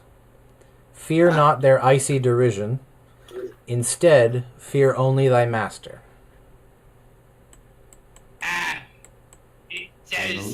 It says we're supposed to be afraid of the guy who made us sign that contract. I ain't afraid of no ghost. I ain't afraid of no bed. I read it Afraid of again. no ghost, man. You read it again? Yeah. It says, "Following the herd is for fools. Fear not their icy derision. Instead, fear only thy master." What's derision mean again? Derision is when somebody's shitty to you. Yeah. Like our master, like the guy who made us sign the contract, as I previously stated. Clearly. Alright. Clearly. Well, let's go in and see what's up. Haven't you guys watched any Star Wars movie? Bustin'. Who's kicking the door down? I will. Stop. I will shove my way to the front of the herd. Ooh yeah! Oh yeah, brother. Ooh yeah, Randy! I got you for 3 minutes. 3 minutes of playtime. 3 minutes of playtime with the macho man. All right, you open the door and you see another room with a dirt floor. I do a dive roll into the room, checking for traps on the way. Go ahead, roll investigation. While moving stealthily. Yeah, fuck it. Hold on. Here's the stealth roll. That's beautiful. Okay, What the fuck? And you here, stealth in. It's rolling it. and here is the investigation roll. Boom. All right, so you roll into this room and you upset the dirt floor. There He's are, very angry. looking around, you see 4 doors. You see the door that you came out of, and you see 3 other doors. That's a lot of doors. But do I see any traps? Because that is when I say I'm investigating. I So they all appear to be identical doors, and every single door, right above the door, there's a little murder hole in the ceiling, but it's tiny. It's like that. would you say it's about as big as the gem I have in my bag? No, it is a little bit bigger than that. But looking around, you can tell that every single one of these doors has a similar mechanism. That the door itself is most likely attached to a spring-loaded trap, like the pit trap in the first room was. except the only difference is that you don't see anything on the ground to indicate that there's a pit trap. You just see those murder holes right above the door, and they're Giant big enough to schlongs. cover the area where a person would stand to open a door. Can we stand What's big enough outside? to cover the area? The murder hole. But it's above the door. It's right in the. It's in the ceiling above the door. So if I were standing at the door and I opened it, I would trigger whatever trap it's connected to, and each of these doors has one. Good. So you can tell that all Can three of I- the doors are trapped. Yeah. So can I see into the murder hole? Do you go toward one of the doors to look? Oh no! You want to see my face when you asked me that? I went. This could be very bad. I will approach the door, but from one of the sides and not directly in front of the thing. He moves in Okay. diagonal. I move in diagonal. Wow, you guys are up tonight. I walk in italics.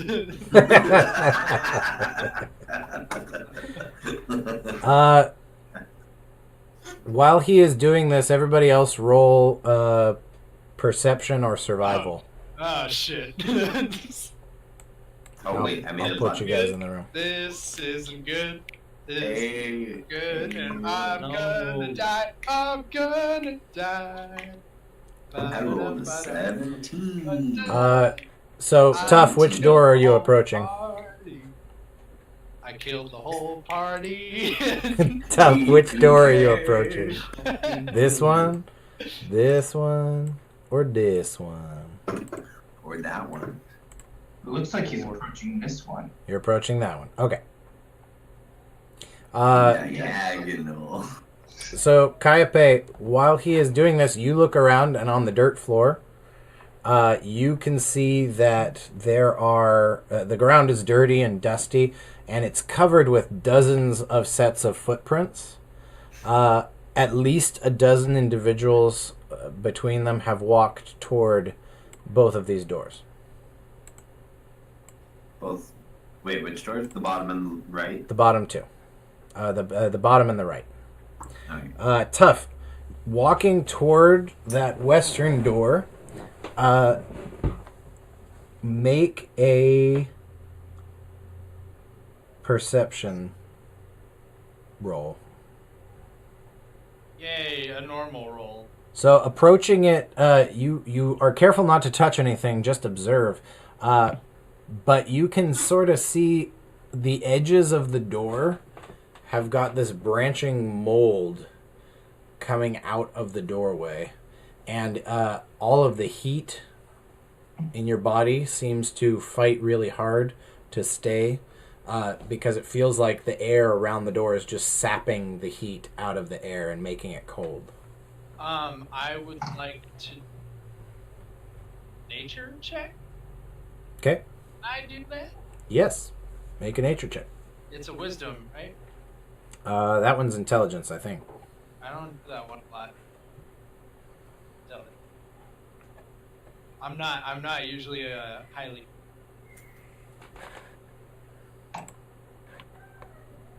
Alright, that's pretty good.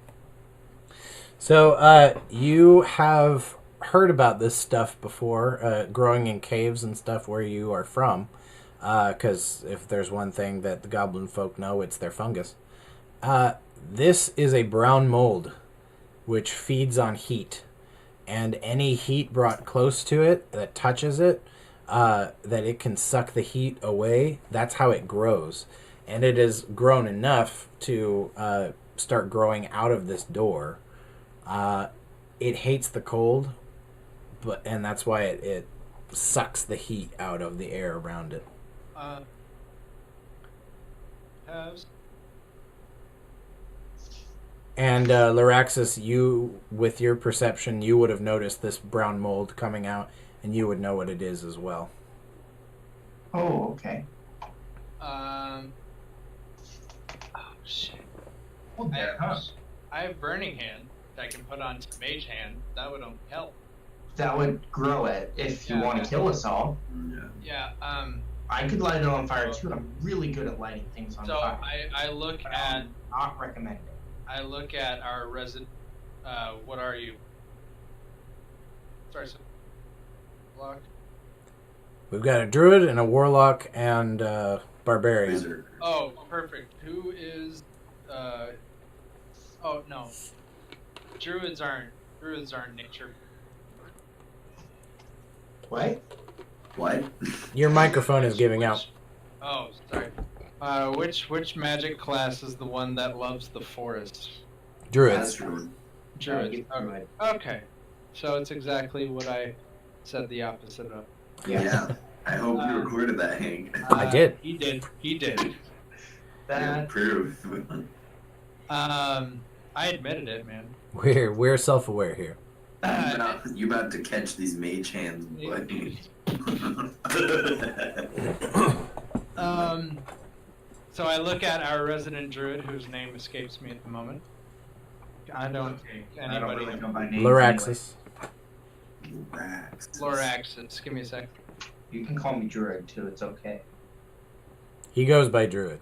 He goes by many names. Furry. As long as you don't call me late to supper. Oh, hey, boo boo. We got another picnic basket.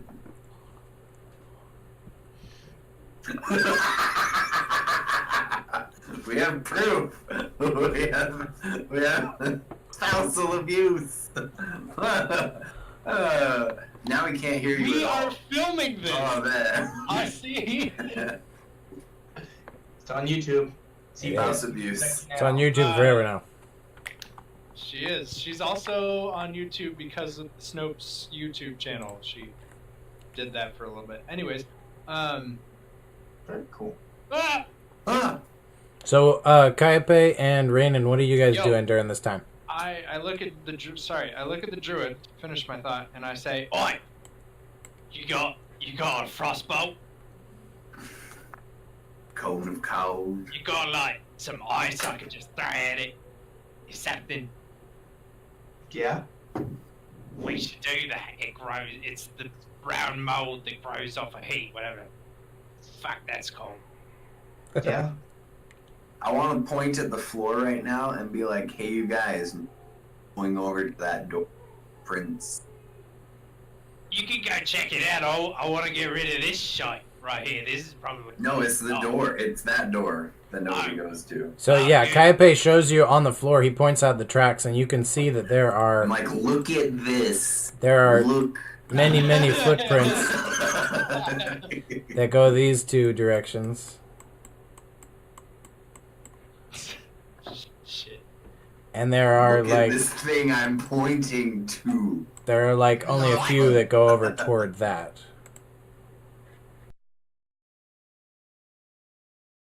Just come back to me saying, "Cut that whole thing, and it'll be fine."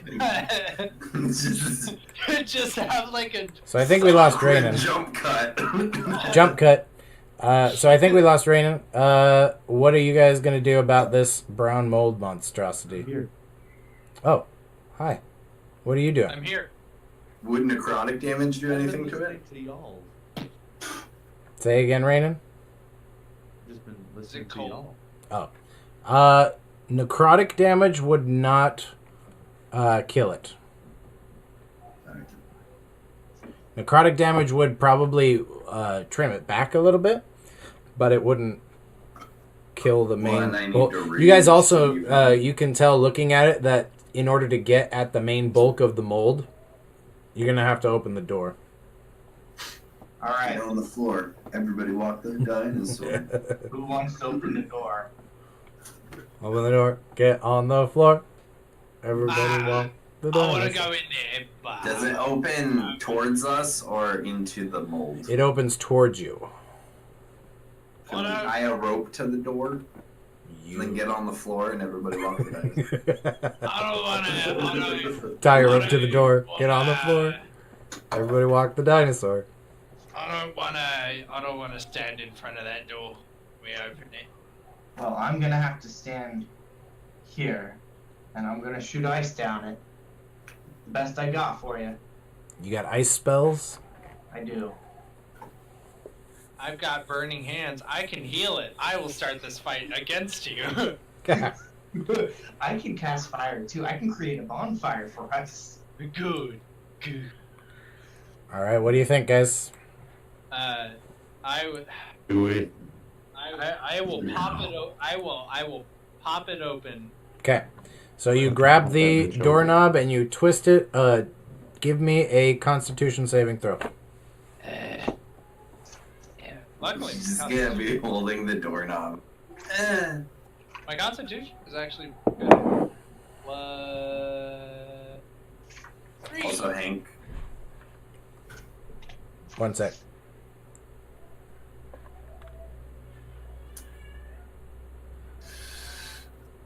Ow. Nice.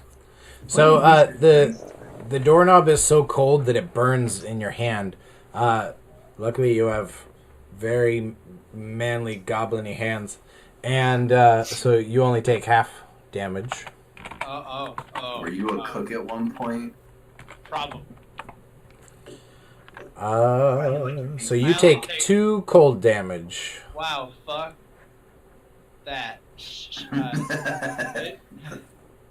And the door flings open, and you see this just pulsating mass of brown fungus. It looks the color of diarrhea. And it is just sapping the heat out of the room.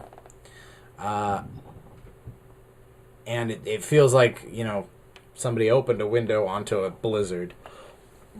The entire chamber starts to get colder. I cast ice knife at it. Nice. I can't. Go ahead and roll that. Range spell attack, which is. Oh, It's stationary, so you're really only rolling to see if you crit. Oh, okay. Hank. Yeah. A 7-11. I did not crit. Do you need to go? Soon. I mean, yes. Can you do till 7:30 and then we go? Yeah. Okay. And roll again, Loraxus, because it's stationary. You have advantage, and you're close, so you have advantage. All right. So no crit, but you do hit it with this. Go ahead and roll your damage. Alright, so it's got 2 parts to it.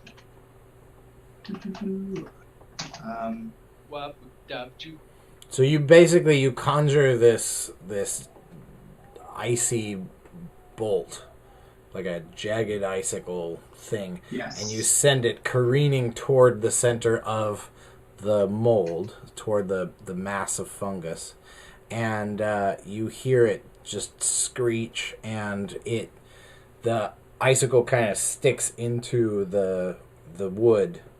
You hear a thunk of wood on the other side of the fungus, and So can we say it's like back here that it's hitting? it's how far away? kind of you realize that this is a false door, and this is the real door.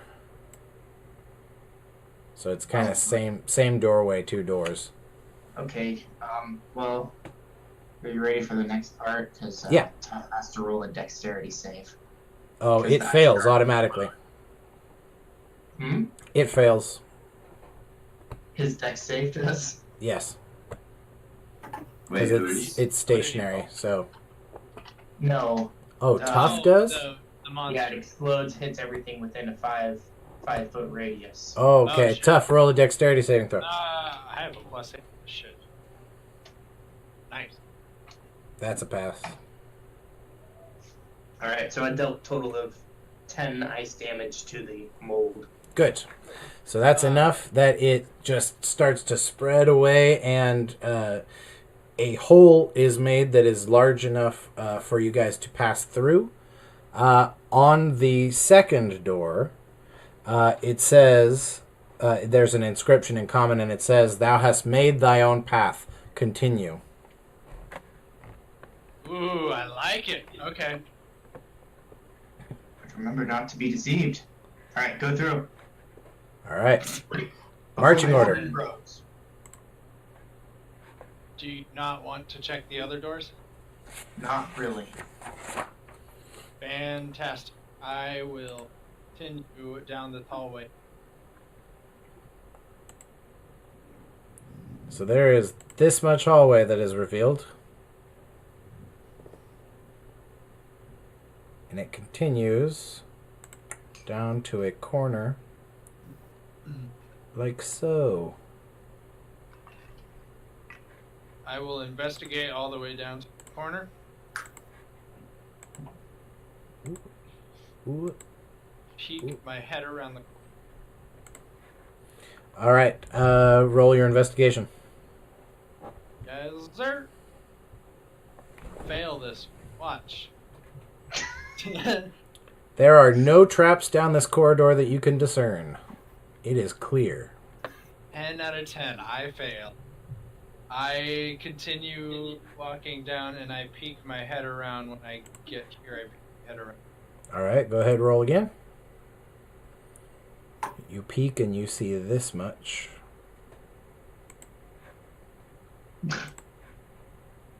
Raynen has gained the ability to teleport. Doesn't he have a flying cadet, right?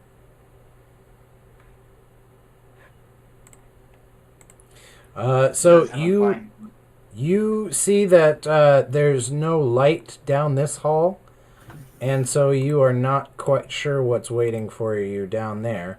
But you do see that it splits into another corner. I will then investigate this hallway. Check. Did you just run down that? No, I'm looking. So you guys are now in darkness. Who's got dark vision? I do. I think I do. I have dark vision, and I rolled a 14 looking for trap. Do you guys want to just let me do my druid thing or what? What Well- druid thing? Oh, I am a human torch. Oh yeah, you can do that. I mean, if we want. If anybody other than the goblin would like to see. I will stay a little bit ahead of you guys when I'm investigating. Otherwise, I'll just join. So you scouting ahead, you see another door. There's another door up here, but it's just a hallway. I don't think I want to go. Oi, Kiape, you should go check.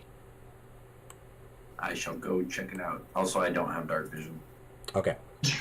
So you guys probably all advance then, so I that take the light. I take out, knowing that he doesn't have dark vision. I take out the gem and I shine the light in the hallway while he. I can't see shit. So that gem in your hand is now it's super freezing cold, so you can't hang on to it with your bare skin, but you have a rag or something, I'm assuming. Okay. And But he has tough, manly goblins. between the pale blue light and the druid doing his casting light, you have got a clear view of this door, and it is another wooden door with an inscription on it.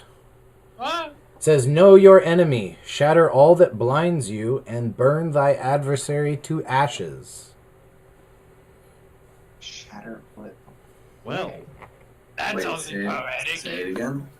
It says, "Know your enemy, shatter all that blinds you, and then burn thy adversary to ashes." And it's a wooden door. This is a wooden door. I This say we door burn is- the door. I burn hands on the door. It is blinding. You cast burning hands on the door? I can. It's a cantrip. Do you want to? Burning hands is a Oh spell. no, it is a spell. What class are you No, again? because I have a Minotaur right next to me. I tell him to break it down. Okay. I break it down. I attack with my horn mace. All right. So you give this door a nice shove, and it swings easily open. And Unacceptable. beyond the door. The It says room. we're Call supposed this a to challenge. It says we're supposed to burn them down. The room is completely dark. Is it wood? Except for my.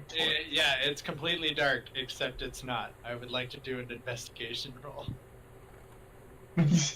You I can't do. see through it. Can't see. It's a magical dark. This isn't your average dark. This is a man's dark. darkness. So the fire in my hand's not giving off any light. It is giving off dim light, and you can see about you can see right in front of your face, basically. Okay. And so, moving into the room, I would like to do an arcane check. moving into the room, you see that there is. Hey. Ooh, what's that for? Arcana. Investigating the room. Okay. Snooping. So you guys are in, and I'm gonna say you guys are standing pretty close together so that your sources of light actually work. In the center of this room, you see a little pedestal in the center of the room with what looks like just a glass orb on it. And what languages do you guys speak? Or actually, let me phrase that differently. Does anyone speak Abyssal? I don't think. No, but I can understand all languages, can't I? Oh, you can. What? Oh. I have thieves' can. Ooh. I don't know why I Raynen only know Smoake's name. common. Freaking. For some reason, Raynen Smoake's name is going to stay right there. Okay, so Raynen, you understanding all languages as you do, everyone in the room, you start to hear this slithering, hissing sound, like stone on stone or like scales on the sand. And you just hear this hissing and it fills your ears. But Raynen, you understand it as words. And you hear this voice in your head through the hissing and things. And it asks you why you warm things have come in here with your light. And what do you want? I grab my staff, my druidic focus, and smash it into the. Well, hang on, because this would be while you guys are inspecting that. Raynen would hear this in his head. Okay, you can. Can I talk back to it? Yes. Is this like some Harry Potter shit? Give it the sass. Talk back to it real good. You talking back to me? I heard if you talk back to it properly, it'll call you dad. The orb says to hold its earrings. Hold my earrings. We are here to complete our trials. And the rest of your party hears you say this. Find a way out. The rest of your I party asked hears you what say this he's to the saying. hissing sound. What are you talking to? What is this? Oh, Oh, no. Actually, okay. I just look up at him and I'm like, It's the voices again, isn't it? Tough. Yeah, I hear them too. That's for me. So you say that you're here to complete your trials, and what else? Want to find the way out. This voice says that it wants to find its way out too, and that it's been trapped here for so long and it's so hungry, and it asks you to put out your light. What's it eat? What do you eat? Yeah. What you eat? We hear him ask. Because if you eat people, I mean... It It says that it eats anything that is warm and anything that its heart still beats. Go ahead, No, roll We and fulfill both of those things. roll an Arcana check. That's what I wanted boys, to do. I don't like that. Hit me. Merry Christmas. Hey, You know that this is some kind of captured shadow or some kind of vampiric darkness. Whatever it is obviously living in the darkness and feeding on anything that comes near. You can also tell that it's intelligent enough to talk to you and have a conversation with you, but that it's so hungry.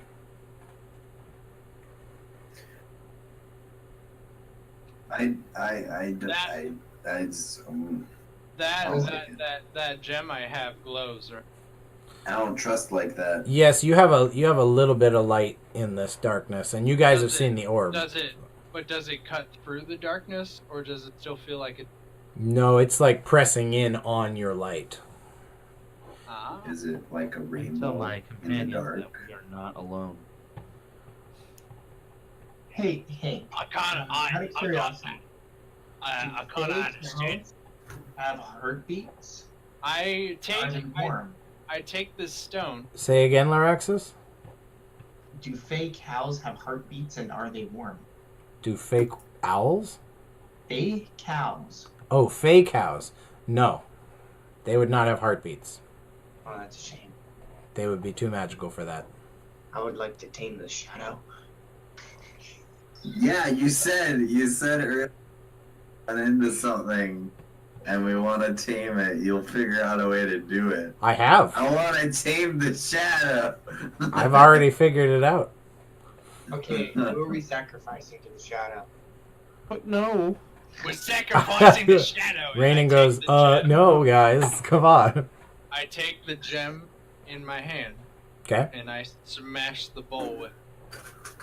You smash the obsidian orb, What? the orb on the pedestal. Oh no. Yeah. All right. So, you do this. Everybody roll perception. Damn it. Woohoo! Something And I'm you're having such a nice time. Hey, 23. I'll take that. 11. All right, Kiape and Raynen. Tough takes the 20. little quartz that he has and he smashes it onto this glass orb. The glass orb itself falls in on itself and shatters, and the light returns into the room. The only patch of darkness left is this. It's vaguely humanoid. It looks wispy and like smoke coming off of it. Everyone except Raynen, roll a wisdom saving throw. Hey.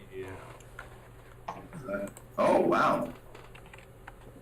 Oh, Kiape. That's Well, I hope we were supposed to roll low. Doesn't matter. We were supposed to roll low. That one, I die. You died. No. Rocks fall, everyone you die. are fucked. Rocks fall, Loraxus, you got. There you go. Okay, so Okay, There's Michael, this- were those chopsticks? That's a 20. there's Were this you eating horrible Chinese food screeching now? sound as the orb shatters in on itself. There's this horrible screeching sound, and this vaguely humanoid shadow, Raynen and Kiape, you see it flee beneath the pedestal, and you can see that the pedestal in the center of the room is kind of raised up, and there's a little hollow in the floor underneath it, and it still is full of this magical looking darkness, and you still hear the hissing, but it's much quieter now. And when this screeching happens, Kiape and Tough, you take 9 psychic damage. Loraxus, you take 5 psychic damage. And Raynen, you just hear the screaming of this creature in your head, saying, it burns, the light burns. And I think that is where we will stop for tonight. A cliffhanger. E-N-D. Next time on Playing. D&D. All right. Thank you guys for watching. Thank you guys for playing. I appreciate it. I want to thank my cast of characters here. I want to thank everyone who's made this possible. And Coca-Cola and Pepsi and Coca-Cola and Pepsi, and of course all of the other product placement that goes on. Please give me free stuff. Sponsor. And next time on D&D, we will start in the midst of the trials in the room of darkness. Michael, And I will your see you guys later. Bye.